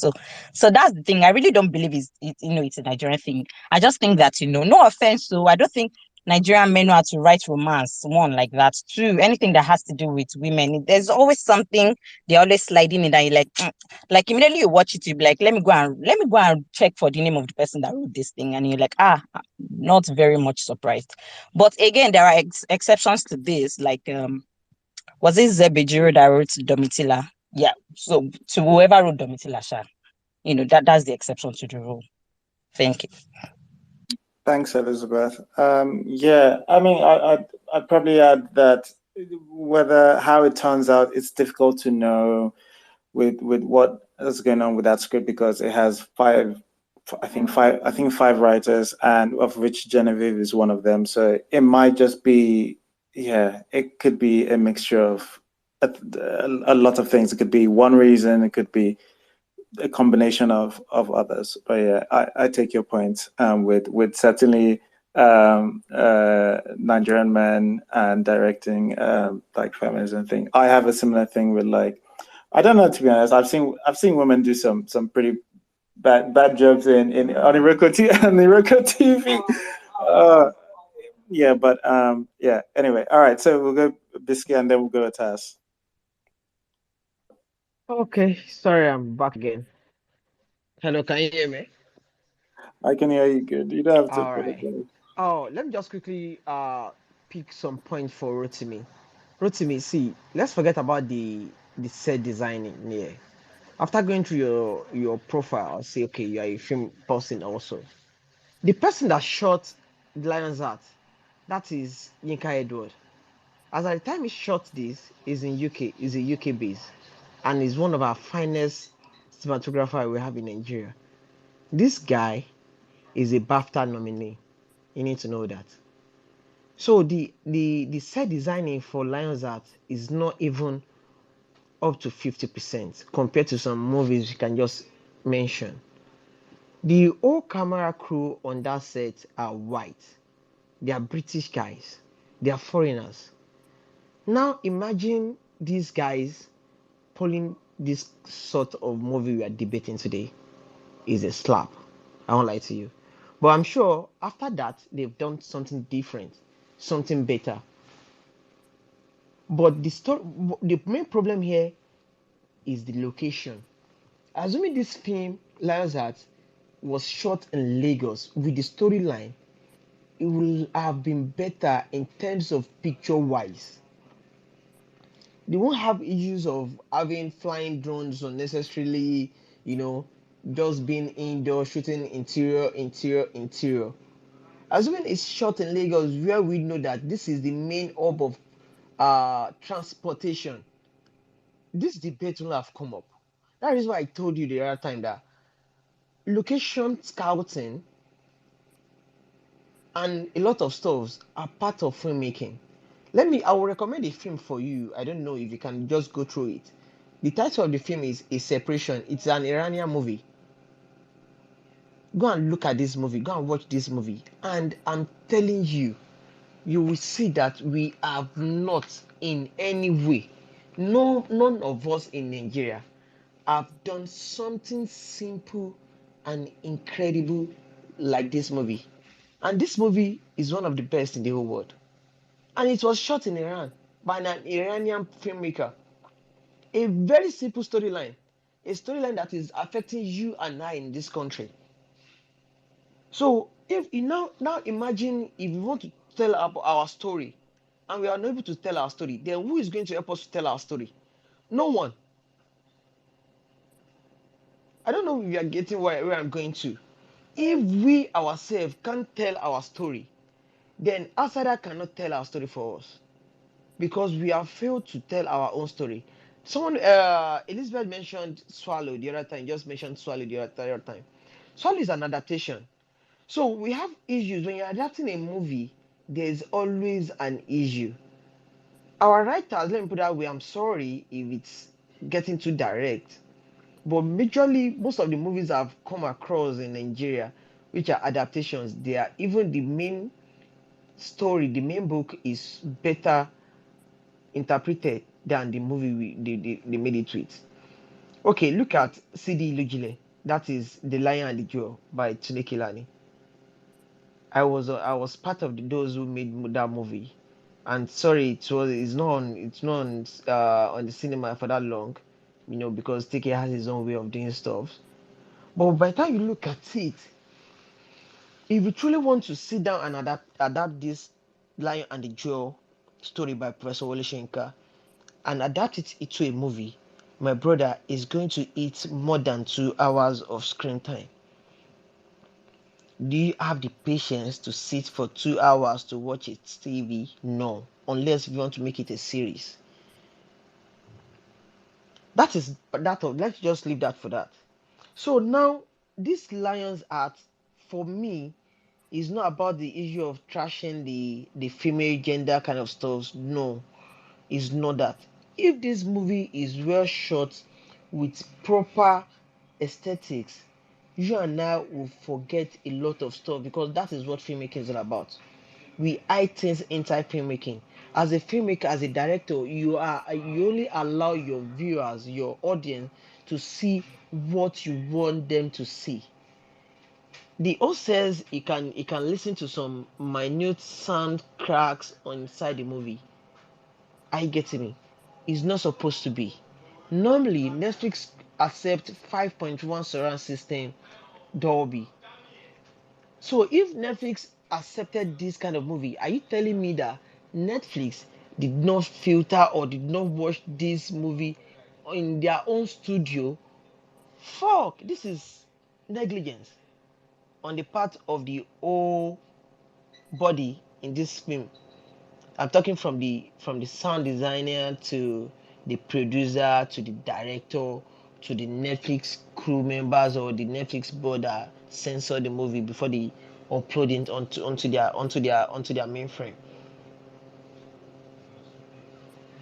Now Netflix has raised their bat from 5.1 surround system to maybe 5.5 now. So you're telling me if I go out there and make a movie and my sound is not better, Netflix is surely going to accept it. That's why we have the likes of Onwugbenu the saga on Netflix, blah blah blah blah blah. These are made from crappy sound gadgets, not professional sound engineers. And these movies are on Netflix. And Netflix are paying dollars of nairas, dollars of the amount of dollars to these filmmakers. So that alone is not giving them a challenge to do something good for us to see. They are not giving us something challenging. Netflix needs to find a way to challenge this guy. Go and bring so kind of quality of movie. If you are not bringing this so kind of quality of movie, we are not bringing. Let's start from the storyline. Local TV itself even have better storyline than most of these movies we have on Netflix from Nigeria nowadays. All these Yoruba movies that we are all shouting at, Keniko, they have better storylines. Their execution might be poor because due to low budget kind of stuff, blah blah blah blah blah. Right. But I think Netflix is now like a carcass in the film industry now. If you are not big to some certain extent, then your project can be on Netflix, or you have to like wait, blah blah blah, for so many years before you can be accepted or not, that kind of stuff. So please, Rosimi, try and check this movie out. It's Separation. It's an Indian movie. You can easily Google it and read about it and download it and watch. You'll see what I'm talking about. Thank you very much. All right. Thank you. I mean, I have a few pushbacks, but like I see Vanessa and Atas have raised their hands and they might say what's on my mind, but Vanessa, you can go first and Atas will come to you. Okay, so while I agree that shooting indoors was a poor judgment call, the idea that Lagos is where to shoot Lionheart is laughable. It's just not in. It just doesn't work with the It story doesn't work. at all. The East is the hub of transport in Nigeria. That's where it is, and that's where it has always been, and quite frankly, probably always will be. Could the team behind Lionheart have done a better job of shooting in more places in Enugu? Yes, but they did a fantastic job portraying Enugu as a beautiful city, which it is. Even the films that are shot in Lagos still all shoot indoors. It is a problem in Nigerian filmmaking that needs to be resolved. Yes, but Lagos isn't. I feel like until we begin to explore other places, Lagos has been explored to its fullest potential. There is nothing else to shoot in Lagos, and Nigerian films need to explore everywhere else in Nigeria beyond Lagos. The thing about telling our own stories and having a pretty much all white film crew, I don't know how I feel about that. Granted, amazing group people in Nigeria, from sound to DPs and all of that. I anything we can really do particularly about that. It was a choice that was made, and to a large extent they did a good job. About the storytelling, saying whether or not a man, there's the feminist angle. Men don't write women well is a standard. It's always been. A very few men write women well, even, and it's not just films, even in books. It's a lived experience that men don't have, and they cannot translate when they are writing women. What else did he say? Because that location thing really just got me. I mean, like, I just came to touch on something with we have to say that Genevieve she's part of the 5 or 6 writers, and she's the director of this film in terms of not writing. So how much? I mean, like, what I'm saying is, like, I understand this thing, and I kind of agree. Like I said, one of the best feminist movie I've seen from Nigeria is King of Boys, and that was obviously done by a woman.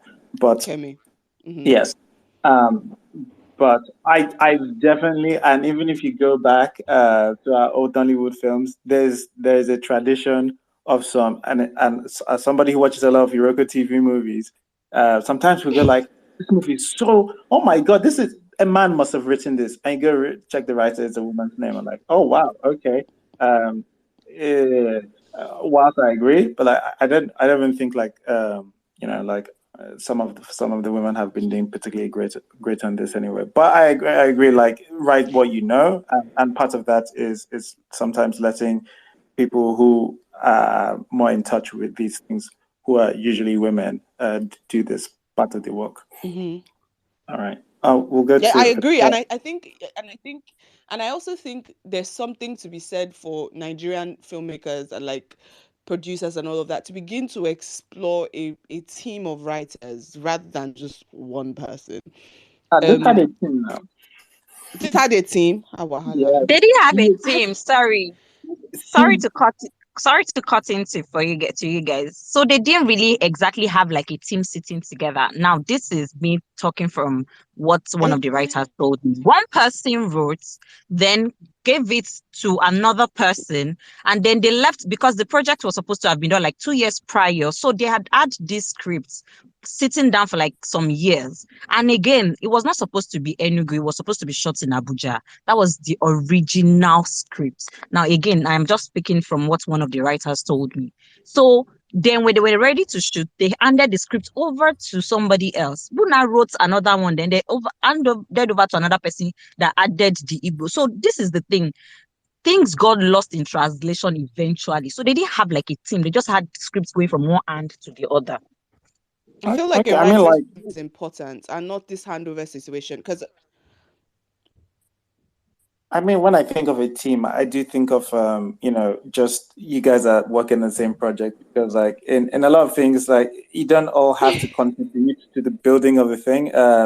Yes, okay, maybe yeah, you're not thinking of it as a writer's room, as like a particular writer's room, but like yeah, right, yeah, that is different. So okay, what I get, that's what clarifying. I think I also heard one of the writers was on Niger filmmaker podcast, and yeah, he's one of those guys. Like I if I find that podcast, I would tweet it for the rest of people to listen. It's fascinating how that guy views his scripts. He has almost it's an interesting way to live. I've never seen a writer that has treats his work like it's. He doesn't seem that like they're not as precious to him as I've had more writers treat your work. It really isn't. Like I can't believe how like it happens. Like they don't give me credit. Whatever. Yeah, I have I have 1,000 ideas. They just come to me. Whatever. That kind of thing. I'm not saying whether it's a necessarily bad or a good thing. I just thought it was interesting. But yeah. Adaeze, we'll give you Adaeze. And then I forgot my hand is still up. Vanessa kind of already, I think mostly I couldn't. Sorry, I'm very ill. I've been ill for a couple of weeks, but I think that Biscuit has let that one bridge in Lagos and the 1.5 functional airports fool him into thinking that Lagos is a transport hub, and it's just not. But but yeah, the movie, I guess, as a whole, has its problems. I don't think the location, the city is shut in is one of them. I don't think the scenery is one of them. A lot of it is the story itself. But yeah. Yeah. Okay. So that's all right. I'm going to give Inkans stand over to me. Inkans, what do you have to say? We don't have to address Biscuit stuff again, and it's been very much addressed. I was about to say everybody has addressed that thing. Okay. All right. Okay. So, yeah. All right. Right to me, was that what you were going to say? Address as well. You will. The only thing is like for me it's just like I've done a couple of productions. I've been to the north, I've been to the east. So this is just the only thing about it's gonna be, you'll find me very hard for me to really say something extra negative about another person's work. And maybe like maybe I don't know, maybe it makes me so objective or too timid. But I know what productions are like, especially in Nigeria. Nigeria is not sane. And I mean this in the most nicest way. In Lagos, the problem you have outside is that you have the touts. You have touts, you have control of weather, you have environments, locations that you don't have access to. I've been to the east. The east now, you go to the east, the ordinary people, nobody will disturb you there. I think there's a lot of people that are even interested in filming and everything. I've been to the north before. We shot at a beautiful castle at a location. A couple of years later, I found out that place got attacked. They even killed somebody there. So a lot of times what you guys find out about when people go inside, that's the safest bet they have when they carry superstars, and they have to just try and protect the production, because going outside that safety zone is risky for the production. So that's sometimes when I say things about people's production, I'm always trying not to sound as though I'm putting them down, because there's a lot of things that go into it. And what you have in the Nigerian system is that people have found out a system. Oh, is this sitting room we're going to be able to shoot in, and we'll be able to get a film? Oh yeah, shoot in the sitting room. You try and shift outside that sitting room and it doesn't work. everybody asks you, why did you go out? That's also why they also stick to a particular kind of format. Even in terms of the movies they carry to the cinema, that's why they're sticking to romance, they're sticking to slapstick comedy, because they are scared to go outside the safety zone, because they can't guarantee anything if they step outside their safety zone. And that's why we're kind of limited in kind of stories we're getting, even in terms of the cinematography and everything. Sometimes if you ask the actual cinematographer, oh, why is this thing turn out this way? He will tell you that, oh, I asked for this and this and this. I needed this and this to deliver this. And I can't deliver it. I don't have this particular equipment and everything. Now we were like, oh, they're doing a horrible job. And I'm like, ask the people the actual question about what went wrong on this production. And they'll be able to tell you that, oh, I didn't have this. Like, even when we're talking about the writing, ideally, how the script was passed on to 4-5 people, you can't get a cohesive story like that. That's not a plan. That's how people just put together things and they go into production. And that's what always does me. Now, when I look at the final product, I'm like, okay, what's the process that you guys followed? When I look at the process, I'm like, okay, if this process wasn't straight, I'm not surprised at this result. I can't judge you on that, because if you did a straightforward process, everything was done well, and you came out with a bad movie, I'm like, okay. When the process is not straight, and you come out with one movie that I don't think the story is all that, then I understand why it happens. So production in Nigeria is not straightforward. Even though we're here talking as audience members and trying to look at the final product, a lot of times the people making these things everything is not balanced. Even minus their own inadequacies or an incompetence or lack of film knowledge or whatever. All that one is combined. But combine that, you have Nigeria. So that's just what I wanted to say to Biscuit. It's not like I'll probably check out the film. I'll watch out. He said In Separation. I'll check it out. I watch movies from everywhere, but I'm like, I don't knock Nigerian productions, because I understand that Nigerian production is not like anywhere else in the world. It's very different. Yeah, I would completely echo, and that point of view is very important in the discussion of all of in this part of the critique. I just think that it's still possible, I think, to write for your limitations, or write and direct for your limitations. And again, I don't know where this script started, whether it was something that Genevieve just touched because she's credited as one of the writers. I don't know whether it started from her. I don't know who it started from, or where the story started from, and before she just decided to take it on as like her own like sort of personal project. But when I look at films that I enjoy, that I think have done well, these are films that recognize their almost.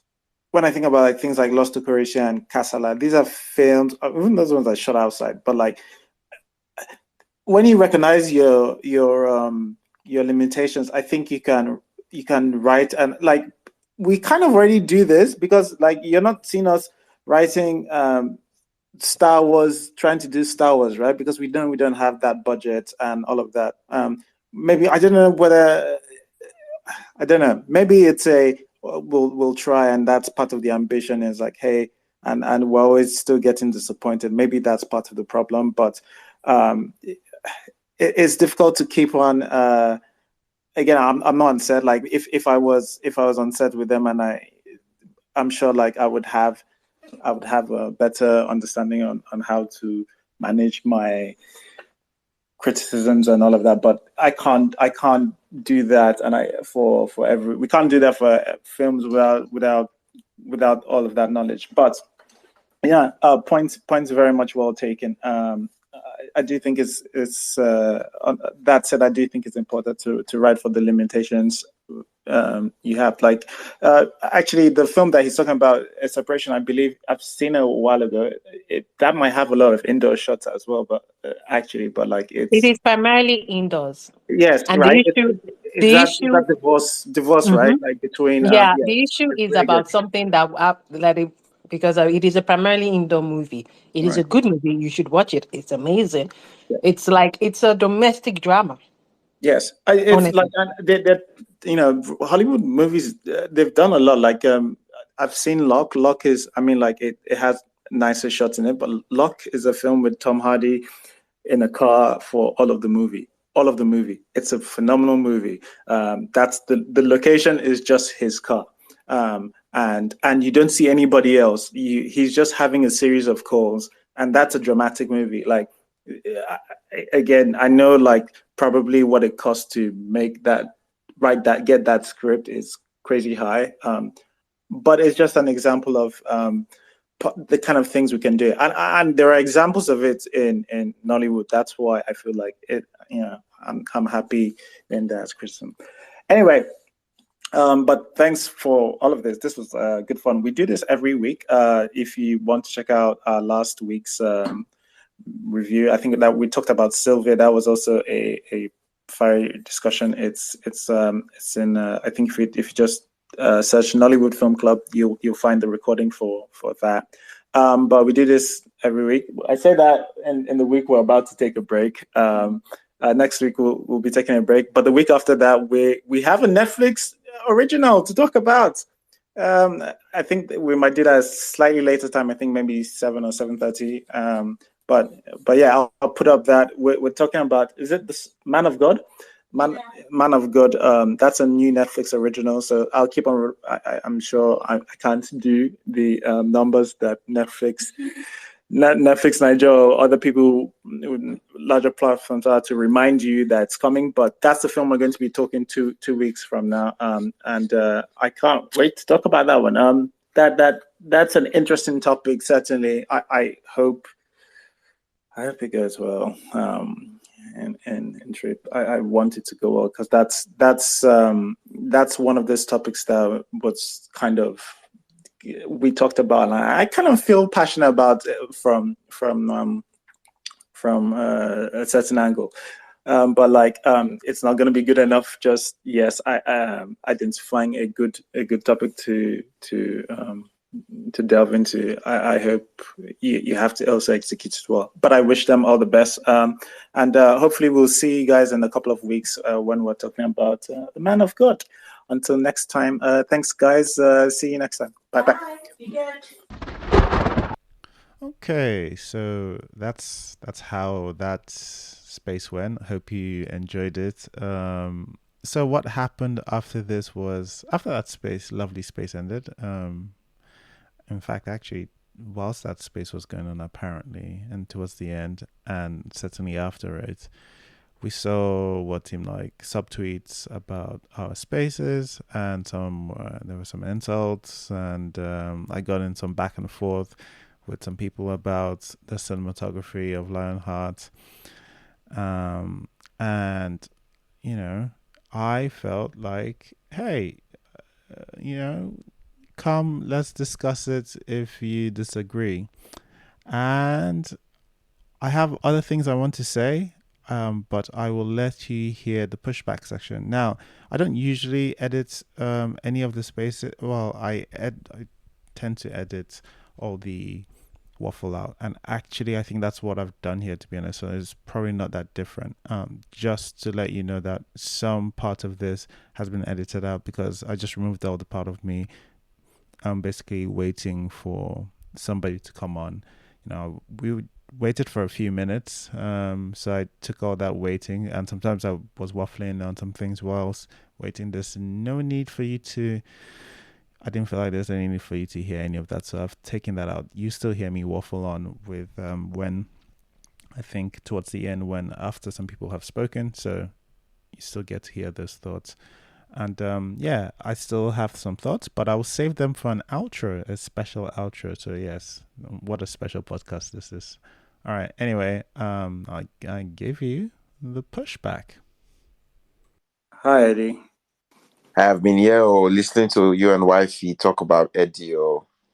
Eddie, it's not just you now. Like I've just not just you. Many people were talking about, but please. To be honest, yeah, I don't know if I'm jumping the queue or talking about this already, but to be honest, I wasn't. When someone said it, numerous group chats and all of that. When someone said it, that someone just said the cinematography of Lionheart is really bad, and everyone's first reaction was what, where, and I had Iroko critic. I was really disappointed initially I'm like, okay, maybe it's just someone that's come on the space to talk about it, but I saw you tweeting it, and I was like, he's not serious. He can't be serious about because what? That's one of the best. How many Nollywood films can we actually remember the cinematography being great? Maybe very few of Kunle's work with framing. Casanova, Lost to Kurishi. Casanova is my film. Are you throwing jabs at me? No. Casanova. No, but like I'm not trying to whine you. Casanova it has better cinematography than Lionheart by far. The way they do conversations is interesting. It's not just short, reverse, short, reverse, but short. That's not the case with Lionheart. There's a lot of movement with Lionheart. And see, when you see a movie, when people talk about cinematography of a film, I like to look at how many people we have in frame.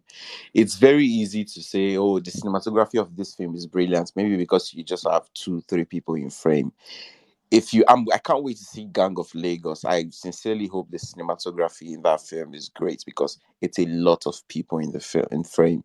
There's a lot of people, in action almost at the same time, and that's how an amazing cinematographer. Is the case with Lionheart? It's not easy to do a lot of exterior in Nollywood, in Nigeria. Let me not say Nollywood, in Nigeria.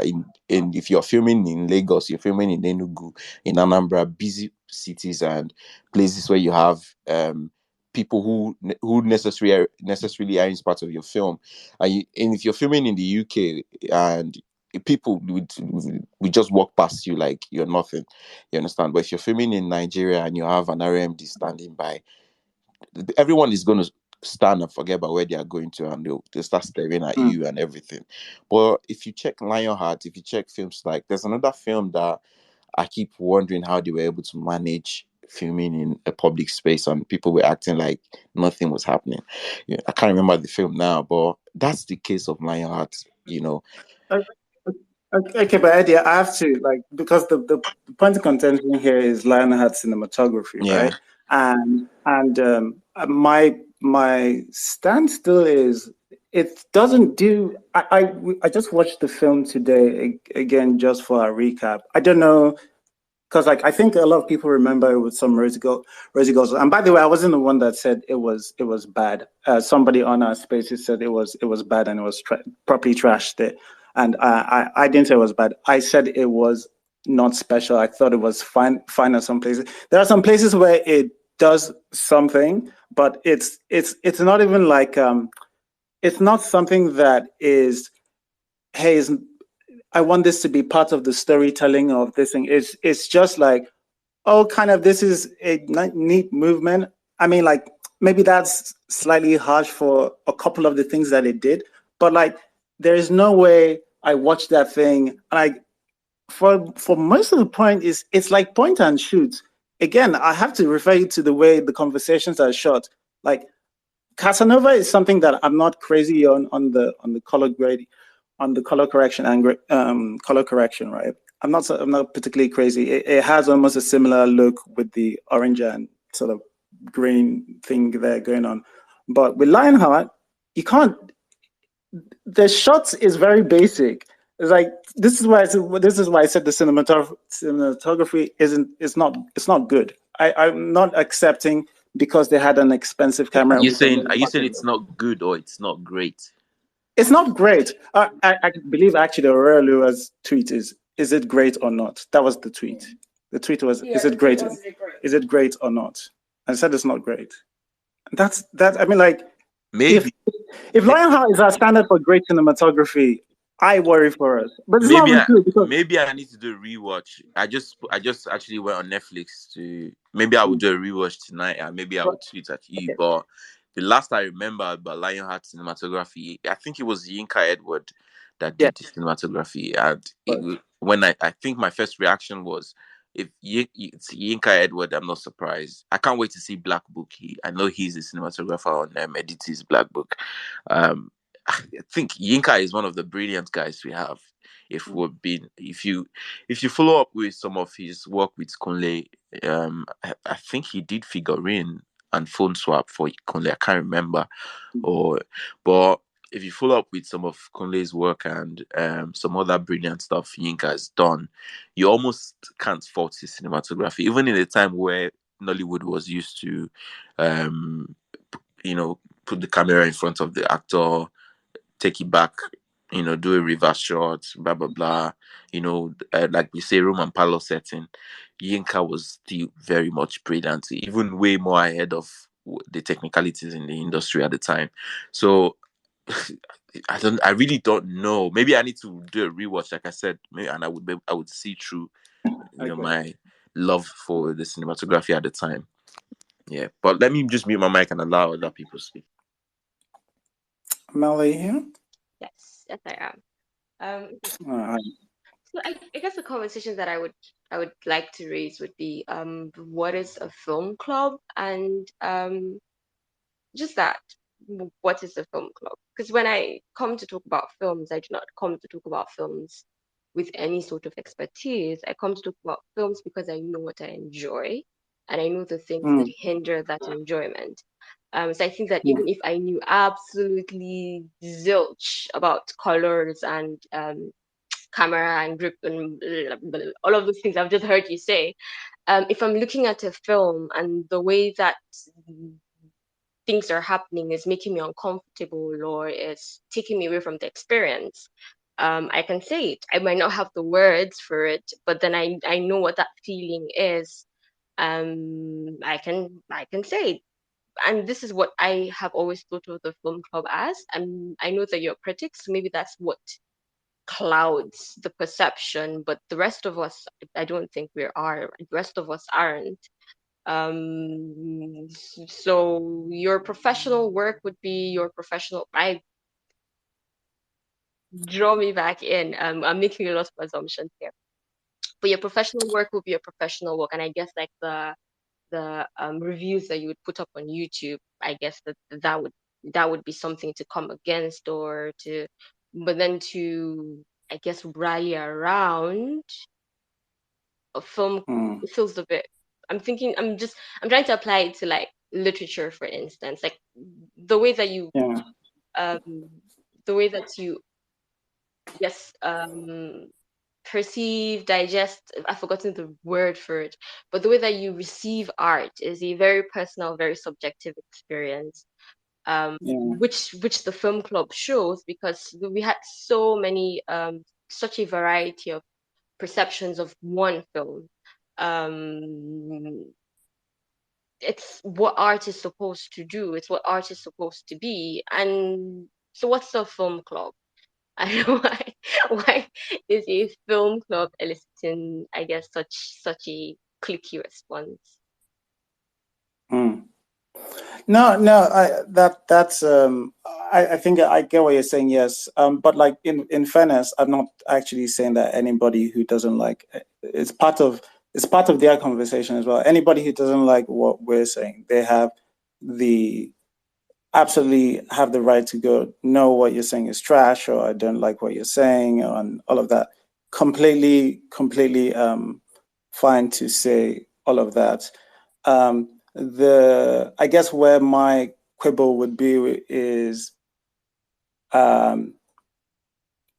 you don't particularly know what you're saying. I mean, like it's because like sometimes some of what we're doing is a stark claim of knowledge. It's like, right. So like when I say I don't think the camera work did anything special, I think a lot of it was shot and reverse shot. I'm making it like a claim to which I mean, like again, it's maybe that's great cinematography for somebody, and somebody sees that and they go, oh no, I found it really engaging.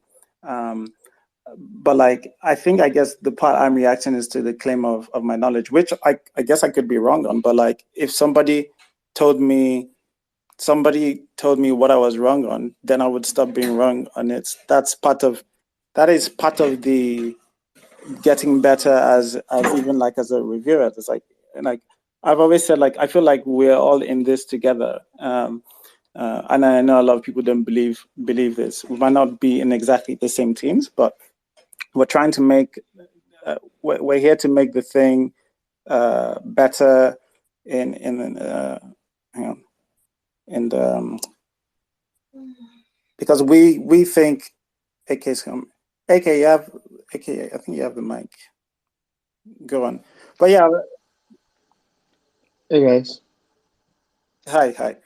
So yeah, just so I saw sorry, did I yeah, I heard the comments, that the cinematography for Lionheart, wasn't good and the camera wasn't doing anything special and blah blah blah. And in my opinion, that's sort of like the wrong way to look at things. Cinematography for Lionheart is extremely subtle. The way Yinka communicated the story through that cinematography was in a very subtle way that if you pay attention, if you just forget about the performance and the story for a bit, and you just kind of mute the movie and you watch it, you can see what Yinka was trying to do. And it's a movie that I know a lot of young filmmakers have studied, and it's a film that when you break down all the elements that contribute to the picture, to the look and feel, that's where you start learning sort of the basics of production design as a young filmmaker. And to besmirch a film like Lionheart and say that the cinematography was crap, it's kind of insulting because if you break down the scenes, you pause the frame and you break down the lighting, you realize how much light Yinka Edward used in certain scenes, and being able to still achieve the look that he went for to complement with the production design of Uncle Pat, and see all the work that went into that. It's breathtaking when you break it down, especially when you understand the logistics of achieving certain shots in Nigeria, and how long certain frame takes to light. It's amazing when you look at the work for Lionheart. So in my own opinion, when you come at it from that angle and say, "Oh, it's crap," it bumps me a lot. Like I'm like, what is the definition of crap? What's the standard? Everybody's just saying, "Oh, this is crap." This no. Lionheart, the cinematography was really good. It was really good. I liked it. But hey, it's my own opinion. No, and I completely get that. I don't think I said the cinematography was crap. I think somebody else, I think Biscuit said it was crap. I said it wasn't special. I thought it was bland. Yeah, but also my question for you is, what do you expect the camera to be doing in a drama like that? Did you expect some form of, 360 shot? Did you expect a you want very elaborate one? What did you like? What do you expect from a drama like that? When you approach a film, like when you look at a film like that, to communicate to communicate everything in that film is trying to communicate, you have to approach it very, in my own opinion, approach it very simplistically. I don't know if that's the right word, but approach it very simply. Like you don't over calculate things, you just make things look as simple as possible. And that's the difficult thing, making things look as simple and easy as possible while communicating such serious subject matters and all those kind of things. But when it came to like the power shots, shots that scenes that the character, Genevieve's character, took charge of situations, you can notice the change in the cinematography for that film, and that's what it is. The cinematography of a film is supposed to communicate the moment. Communicate the moment to the audience without necessarily saying, "Oh, look at what's going on here." But I feel like that take was wrong, and I like tweeted about it. Like I don't know what the fuck is going on here, But right. Okay. So I hear you on some of the power dynamics change, but there were a lot of scenes I was watching, and I thought, I'm not sure what I'm supposed to be feeling here. And I think that was a combination of the cinematography not really doing anything, and also like there's this. I'll just there's a thing that is being echoed here where it's almost like well, what was I expecting a drama to do with the camera work? And I've watched Emefe. Emefe is a drama. No, Emefe is but they're two. mostly But they're based two in different. the Sorry for cutting short. Those are two different stories, though. Those are two different stories, and the way but like but and the way yeah, sorry the sorry way I to would take a picture is yeah, different from the way you would take a picture. But that doesn't I mean that my understand that. photograph is But bad you're and yours is but good. you're implying that I don't understand. I don't get that Lionheart has good cinematography. It's like Yeah, it's because this photography is quite I'm not subtle. noticing certain things. Yeah, because it's quite subtle. Like, but I'm saying like when I give something like Aim Affair or even Lost or Kurishi or these aren't things that have loud No, cinematography. no, One of the but beauties of Aim Affair, yeah, but aim of first cinematography is sort of obvious, in certain, scenes. For example, when he walked into the house, and he found everybody dead because of the generator, the smoke from the generator. Um, what the traditional way of capturing a scene like that would be, oh, we go in from behind him, when he turns around and he realizes what, the horror in front of him would, leave him and then go to the people on the bed, like show the people that are dead. But they didn't do that. They just, kept the camera on him and then he turned around and walked away. And from that, you could get that, okay, something horrific, has happened. They're just written something horrific, you know that's a different way of capturing that, and that's a different kind of drama with a different kind of subject matter. This one on the other hand was quite different from Aim of Fair, and the but approach again, has to be different. yeah, I'm not saying they're the same, but even in what you describe, you're describing the absence of something, which is by what I would call very subtle. That it's not that they did something specifically. It was that they didn't do a certain thing, which is something that obviously like we both understand how they're playing it. And again, my point is that when I see something and I say, I thought the cinematography was bland. I, my, it's like, given that I do understand what subtle cinematography can look like, that somebody would the, um, grant me the understanding that oh no, like it's not just, I don't need a camera to do the 360 thing or like move in any spectacular direction. All right, it's like, okay, so if we're saying, okay, the cinematography in Lionheart was great, by the way. And again, I didn't say it was crap. I didn't say it was trash. I said it was just You said it was there. not It was good. You planning. said it was not good. Yeah, Yeah, not good. that's not Not good. the Not same thing as good. bad Not though. good is not a That's not pass the same. mark. Not good is not a pass mark. Anything below pass mark is a fail. So, I think it's okay. I think it's fine. I don't think it's special. uh, I don't think I don't think it commits anything, but I don't think it's ambitious in any way. I don't think it's ambitious in any particular way. It's like you what don't does Lionheart really? you don't need your cinematography to be that ambitious, like for certain movies. Though, for certain movies, for telling certain just like telling certain stories, you don't need your cinematography to be that ambitious. You know. So let me use Juju Right, stories. but So let me use Juju stories for like as an example. So the yeah, cinematography in Yam, okay, was quite yeah. basic, you know, and you can understand Abba's approach to that, I wanted to keep it very rural, very grounded on that kind of stuff. So you kind of understand, yeah, you understand that quite basic cinematography, nothing, spectacular. But when you watch Suffer the Witch and you see the way CJ, framed scenes, and it's the same cinematographer, mind you, like Femi shot Yam and then shot Suffer the Witch, but the styles are totally different. You know, like cinematography can be what's the point I'm trying to make? Cinematography can be subtle, but at the same time, the fact that it doesn't deliver what you want does not mean that it's not working. If I'm watching it and I'm feeling something, then it's working for me. But the fact that it's not working for you, it's a different thing. It's how you interpret the art or how the art form communicates, with you. But me, when I was watching Lionheart, I was like, okay, fuck, I have to learn, I have to learn, I have to learn.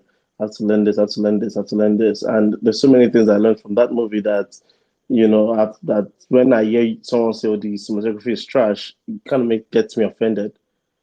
Okay, but you keep on repeating that. Like, again, I haven't said that, so I can't defend. But you said it wasn't good. That's what, Somebody asked you on Twitter. Someone said, yeah. so I don't think is the somebody cinematography said good? if it was no, it was great or not, and I said not. Those are my two options: great or not. I'm not choosing great. I mean that's not. I don't think that's crazy. If like somebody sees something, and I can imagine there are things. There are certainly things that filmmakers do that I can't do, or that I take for granted because I don't understand the complexities that go into pulling that shot. Um, but if it's done so much, right? Like if it's done enough times that it's kind of what anybody can do and has done repeatedly, it's something that I'm going to have to put in my basic file now. Like, all right, I've seen this done 1,000 times in this way. Maybe somebody should try something different with that.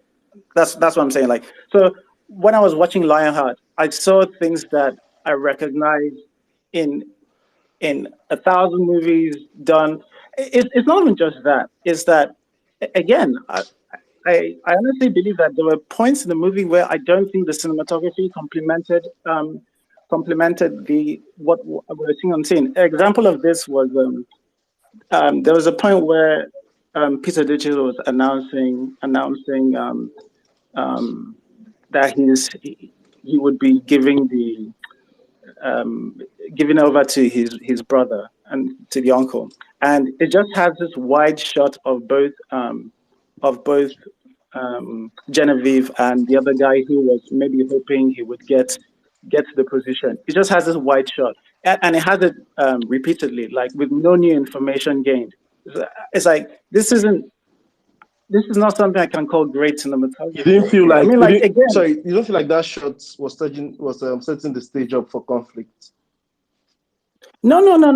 We had this wide shot of like, okay, so like the frame has positioned it so that hey, the announcement of who is going to be the person who's going to be named as the chief is coming. Oh, is it going to be this person or that? Is it going to be him or is it going to be Genevieve's character? Is it going to be him or her?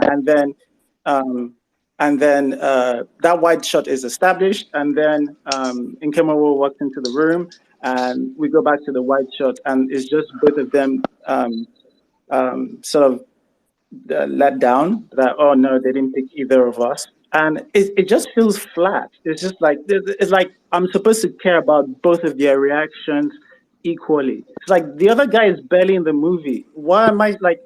I feel like that's the time where I want to see what this thing that is apparently means so much to her for the whole movie. That's when I want to see, what it means to her. But like, it doesn't convey that. It's like I just watched this film, by the way, today, right? So like it's relatively fresh in my mind. I don't know how fresh it is in some people's mind. I don't know when last you watched it or Last time I all saw of the that. film was like 3 years ago. Okay. Yeah. So anyway, that's another. Is it possible that you watch it again and you think, all right, there's not much I probably have to learn from this at this point. Well, that's an opinion. Is it possible that your opinion changes? Yeah. Well, we'll see. Right, So okay. let me. All right, but Thanks a lot for your. I do appreciate coming on to talk because, like, hey, it's all part of the learning thing. Yeah, you know me, I'm a troublemaker. Will come and open my mouth when I feel like somebody's saying crap. Yeah. All right. My G. Thanks a lot. Bye. Vanessa, it's not just me that's been dragged, it's all of us. They insulted all of us. Sorry, please, I'm not part of this. I collected my dragging. From Monday till Friday. Everybody and professional comedians, I'm not sharing in this part of your dragging. Oh no. All right. I'm shocked. Aurelio, you certainly had strong pushbacks for us. I don't know if you want to come up on stage or. Just reiterate something that Mel said. Was it Mel that said it? Probably. This is. I'm sorry. I'm confused by what exactly has people up in arms. There are many spaces on Twitter dedicated to I don't want to. Nollywood. Yeah, I don't want to make it feel like people can't, but like people can chat shit. Well, I don't mean chat shit. I mean like people can just trash the space. Like if I go in a space and people talk nonsense, I very well reserve my right to tweet that the people in that space were talking nonsense. What I'm saying is that, right, this is what we said. We think it's quite a normal claim, but like it seems like some people who thought we've said reasonable things in the past, maybe some who don't at all. Think that we have misspoke. Yes, exactly. Things like that. Like so, like even the things that That's why it's confusing to me because I felt like it was a pretty. And here's the thing. Glowing review. Here's the thing that also is part of it is like a lot of people just have been hand waving. Oh, it's not even. Okay, like, all right, so you think I said nonsense. What part? Oh, it's not even worth addressing. And then I was like, hey, I don't think the cinematography was particularly great. I think the colors were overly saturated, and with the correction, like I think it was the orange and the teals were too loud. And I was like, to the point where like I'm noticing it on Onyeka's hair, and they're like, is it the response to that is just if it's that one self, like I mean I'm not, I can't even have this conversation. It's like okay, right, like here's your time to educate an idiot like me who come and tell the things, but like all we're getting is just hand waving. We're obviously right because it's obvious that we're right. That's what me I came to say. Me, I don't want to be educated about anything. not on this space. Film club, for crying out aloud. Yeah, it's just coming here. Do people go to book clubs to be educated about the literary devices that the writer used? Not necessarily. People go to book clubs to talk about their takeaways and like how they felt about a specific book. And we're talking about film here. Everyone's going to speak about how they felt about certain things and how specific things that were done in the film made them feel. It's that simple. I didn't come about to be here and not see the camera right or that a wide shot was particularly amazing. Not really. That's not what I'm here for. Maybe that's what they are there for, and they can set it up. But me, I don't want to be educated. You can like to be educated. But me, I don't want to be educated. They should come and fight me. I want fight. They should come and fight me. What is it? All right. Okay. No. I like it. Yeah. Honestly, this is what it looks like. This is what has happened, right? It seems like this is quite a special film for people in the industry.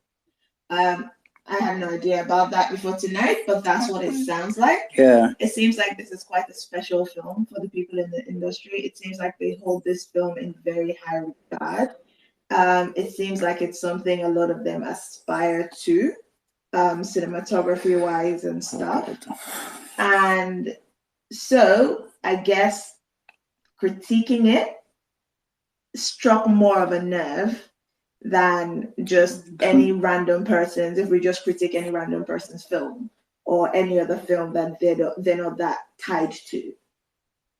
I think that's what it is. I think and you're not going to be upset if I say that film that you don't give a fuck about, didn't do this right. You don't care. Yeah, no, I understand. I don't know whether Biscuit was the person who Biscuit had quite a he had quite a view where that was more in line. So I don't know, I don't know what happened, whether people mistook again, because it seems like people are thinking I'm saying that it was trash. I don't think I said it was.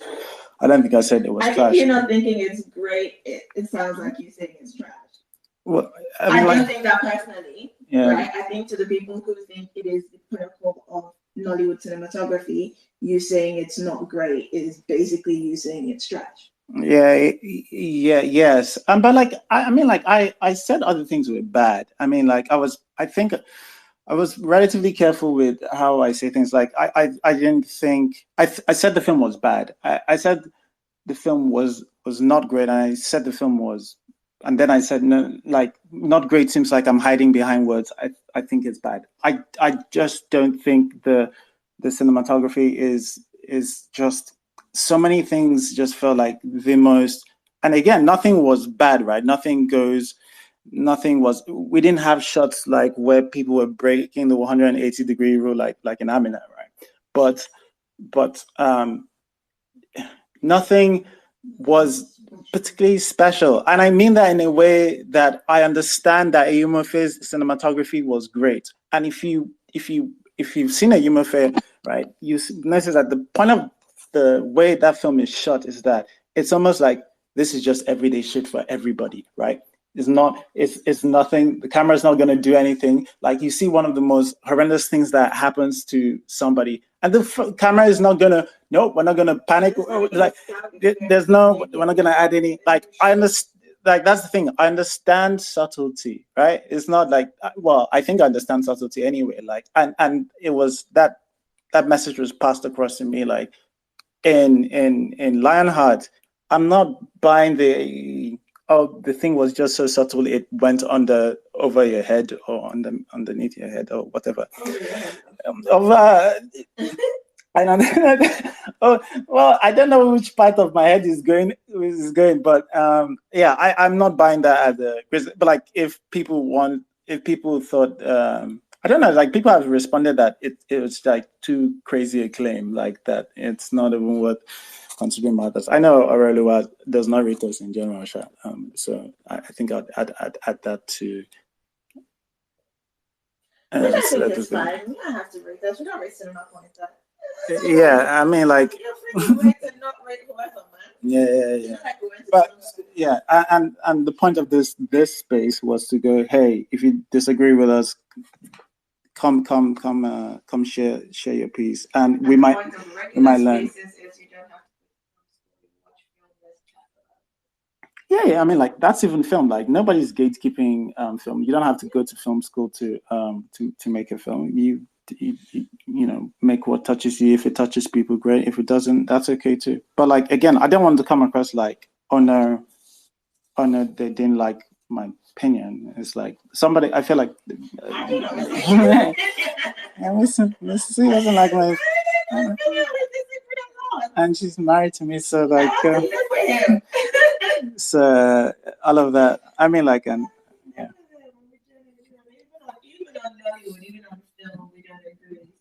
Sure.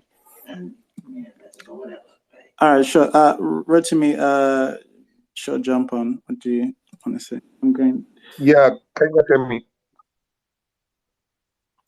Yeah. Can you hear me? Yes, I can. Okay, so first things first, please, anybody that is dragging anybody, please go and look for Biscuito. It's biscuits.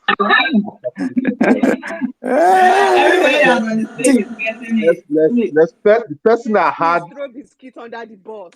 I'm not throwing him under the bus. Joining you. I will join you under the bus, I will join you. See, let's talk out the conversation. I was the one talking about how I like the production design and the camera and the costume. Yeah, the biscuit came out so that why is this thing like this? They expect more for Yinka if they shot it, and I'm like, guy, that's the guy they want to go and drag. Join the whole space. I want to drag everybody together. Okay, so second of all, there's one thing I always I'm going to use these two examples. End of last year I watched the Home, the Spider-Man movie. This year, beginning of I watched the Batman. Now, if you watch those things, those are two different tones. They are two superhero movies, but two different.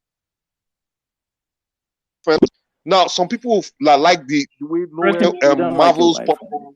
Get rid of your Wi-Fi. Your Wi-Fi is not doing anything for it breaking up. Let me take my Wi-Fi.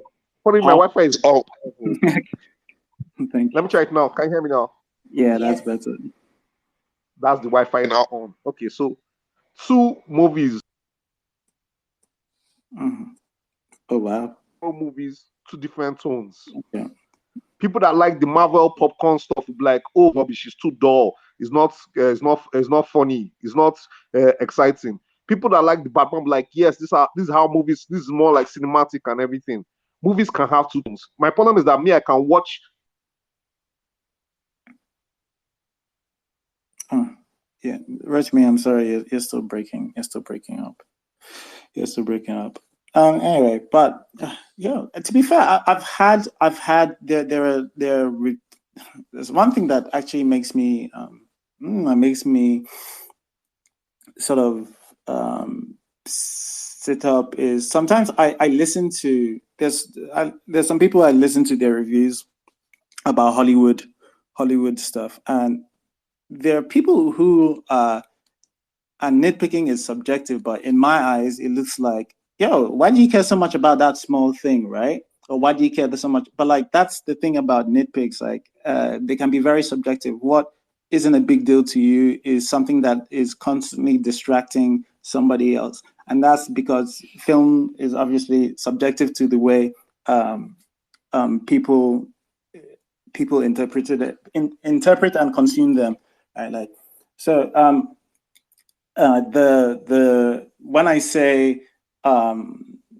When I say something, I'm talking about it through the way I interpreted it. Now, like, I guess there's some truth claims you can make, though. Like, again, that hey, there are some things I think you missed, or there's some things that you didn't get, and if I was to gain that new knowledge, it may change my second viewing of it, and that was kind of what I was hoping. That's something I was hoping to happen.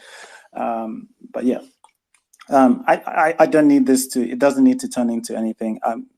AK has come on and he's certainly said his piece on why he disagrees with me as well as Conversation so much nicer when we're actually talking. Yeah, as well as Eddie had the conversation. It's not to say Eddie's having a rewatch as well. yeah. Yeah, like to be honest, I think there's no need to. I don't know. Like again, like whenever my perspective is not even completely devoid of what I think Nollywood goes through, because every time I think I criticize a particular thing, I think I remember seeing a different Nollywood filmmaker do it better. And I'm not saying everybody needs to shoot things the same. In fact, like when you start shooting things the same, then that's when the thing turns into a cliche or a ripoff or that kind of a thing, and that's not also good, which makes filmmaking very difficult. I can imagine. So I understand people's like thing, but I'm of the opinion that if we took Lionheart to like the critics, like I'm not saying all of them, but like if it was to get that, I don't know, wide cinematic review, if they're not going to be like looking down on us because we're Africans or something, because that's another thing, bigotry of low expectations or any of that.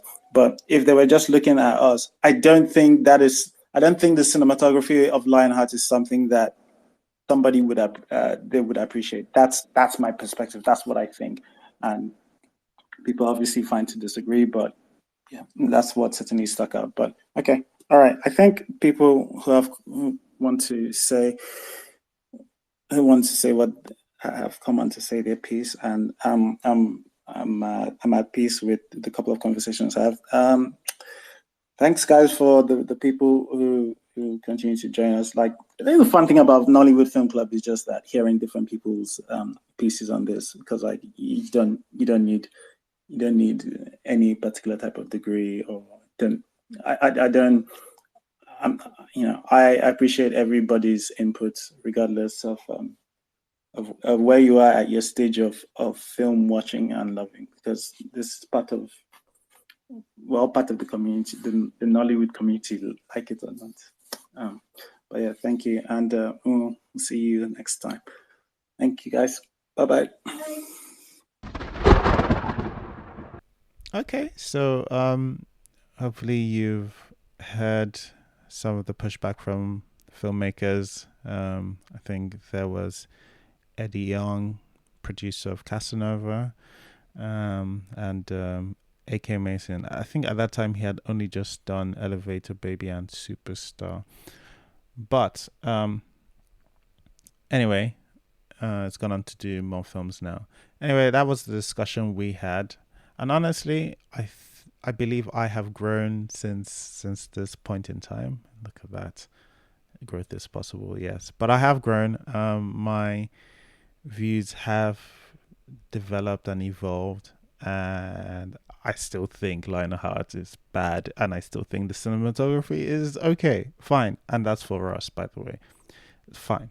But that's essentially, that's not where my growth has come in. I just is listening to it again. I just felt that I could definitely do a better defense of my point of view, and I think back then there's something about me opening this space up to filmmakers that, well, because it's still in that early stage of things, and the pushback section doesn't exist yet. And I did want to welcome that discourse. And I can just hear myself in real time juggling, trying to both be a host, try to welcome feedback, and also discuss the movie we're talking about. I think I did all right, to be honest, in general, just for time. But I could definitely do a better defense, and everything. I still think it's just, I remember thinking, I don't know why my views are getting confused for somebody else's views. They kept on telling me I was saying, the cinematography was trash. I did not say that. Maybe, there's something in there, when some people say something is not great, they mean something is very bad. But I'll have to say, in the context of things, right? The option I was given during a tweet, I think, like I said on the pod, was: is this thing great or not great? And if you only give me those two options, I'm taking not great, and that's what I meant. I think if you listen to the podcast, you can just hear exactly what I think about the cinematography. I have some negative things to say about it, but it's not that negative. And it's weird just watching somebody come onto, through what they've heard through the grapevines and not even modify their position when being corrected. But, that's what happens. Oh, you said this. Okay. All right. Anyway, but that's on that. I'll also have to say that since then, Yinka Edward has, who tragically passed, this year, in the year 2023, he went on to do the Black Book. The Black Book was his last big budget thing that I've seen from him anyway. I don't know if he has any more few projects yet to come out. But I would say that Yinka Edwards is definitely, if not one of the most gifted production designers we've ever had in Nigeria. Like, simple. It's very clear on that one for me. On cinematography, I just don't feel the same way. And that's fine. People may disagree with me. I think he's always used really good cameras. Or a lot of times he's used cameras that were better than what we were shooting with for the most part. He has a good understanding for production design, very good understanding. And I think both of those things combined together make people think that equals good cinematography. I think I'm sure some people generally do think he is good at cinematography, but I don't think that's enough for me. I think there are things you can do in the simple act of framing and movement of cameras that can make that visual language much more interesting. And that's the view I held for Lionheart. Anyway, don't want to redo my arguments. Or this is not an opportunity to come on. I'm just saying, like, I still even feel that way a year later about the work in general. All right. So I think there's something that both Mel and Vanessa say on here that I think were true in terms of, hey, what's, we on Nollywood Film Club, we just come in and we just say whatever is on our mind, and we don't have to be experts, and that's absolutely true. And that's one of the reasons why that's part of the sort of DNA, and I don't think that will ever change. I think one of the things about Nollywood Film Club is that because it's so open, and it does mean that people who don't have any expertise in film whatsoever, but want to like discuss the film that they've just watched. Also, people who have all of the expertise in film can come on and discuss what they've just seen. And sometimes discussion means that sometimes if you say, oh, I thought this thing was this way, and somebody who has slightly more knowledge on something goes, they can't ever tell you how you felt or how you're supposed to feel, because how you feel is how you feel. Nobody can change that. But they can go, hey, especially in the claim that I made in terms of cinematography, or when I was talking about the saturation, somebody can go, oh no, based on this and that, this is why, technically this would be X rather than Y. So, and back then when there was no pushback section, that's why I opened the floor. And, I can understand, I understand Mel and Vanessa's pushback and annoyance with even entertaining this in hindsight. I'm not sure I understood it back then, or I think I'm still trying to figure out this space where we can all discuss even if we disagree, because like now, if anybody has that, there's no need to pay attention to them, because the pushback section exists. And sometimes some people are talking smack in the tier, and they just say, hey, if you disagree, pull up, and during the pushback section, and it exists there. And if you have an issue, you can always come in and say, hey, I don't disagree, I disagree with you because this. So now that exists, so there's no need for me to ever there's no need to me to ever reach out to anybody to hey, why don't you think anything extra. Anyway, but I think all of this has been to the betterment of Nollywood Film Club in general. I enjoy the pushback section, even because like it's good, it's like healthy. Sometimes that's where some people have had their mind changed. It's not something that I don't want to discourage or encourage that. It's just, it should just fall up to you.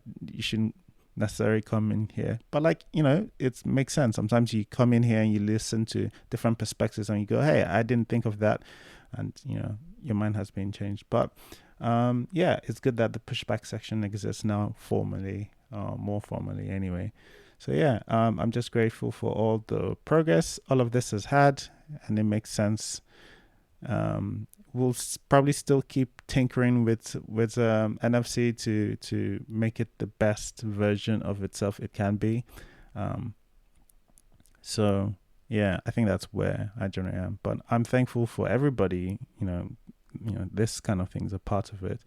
It's a part of what gets it to the point where it is. And with your help and your feedback, we'll keep on making it better. But thank you guys for all the support, and we appreciate it. And we know big things are coming for us, and I'm sure big things are coming for you. And I hope you enjoy the rest of your holidays. If you're listening to this during the holidays period, if not, hey, enjoy your cleaning or whatever you're doing. And I'll see you next time. Bye-bye. Thanks for listening to the episode. If you enjoyed listening and would like to join live, just follow us on Twitter at Iroko Critic and join us every Sunday 6 p.m. West African time on our spaces.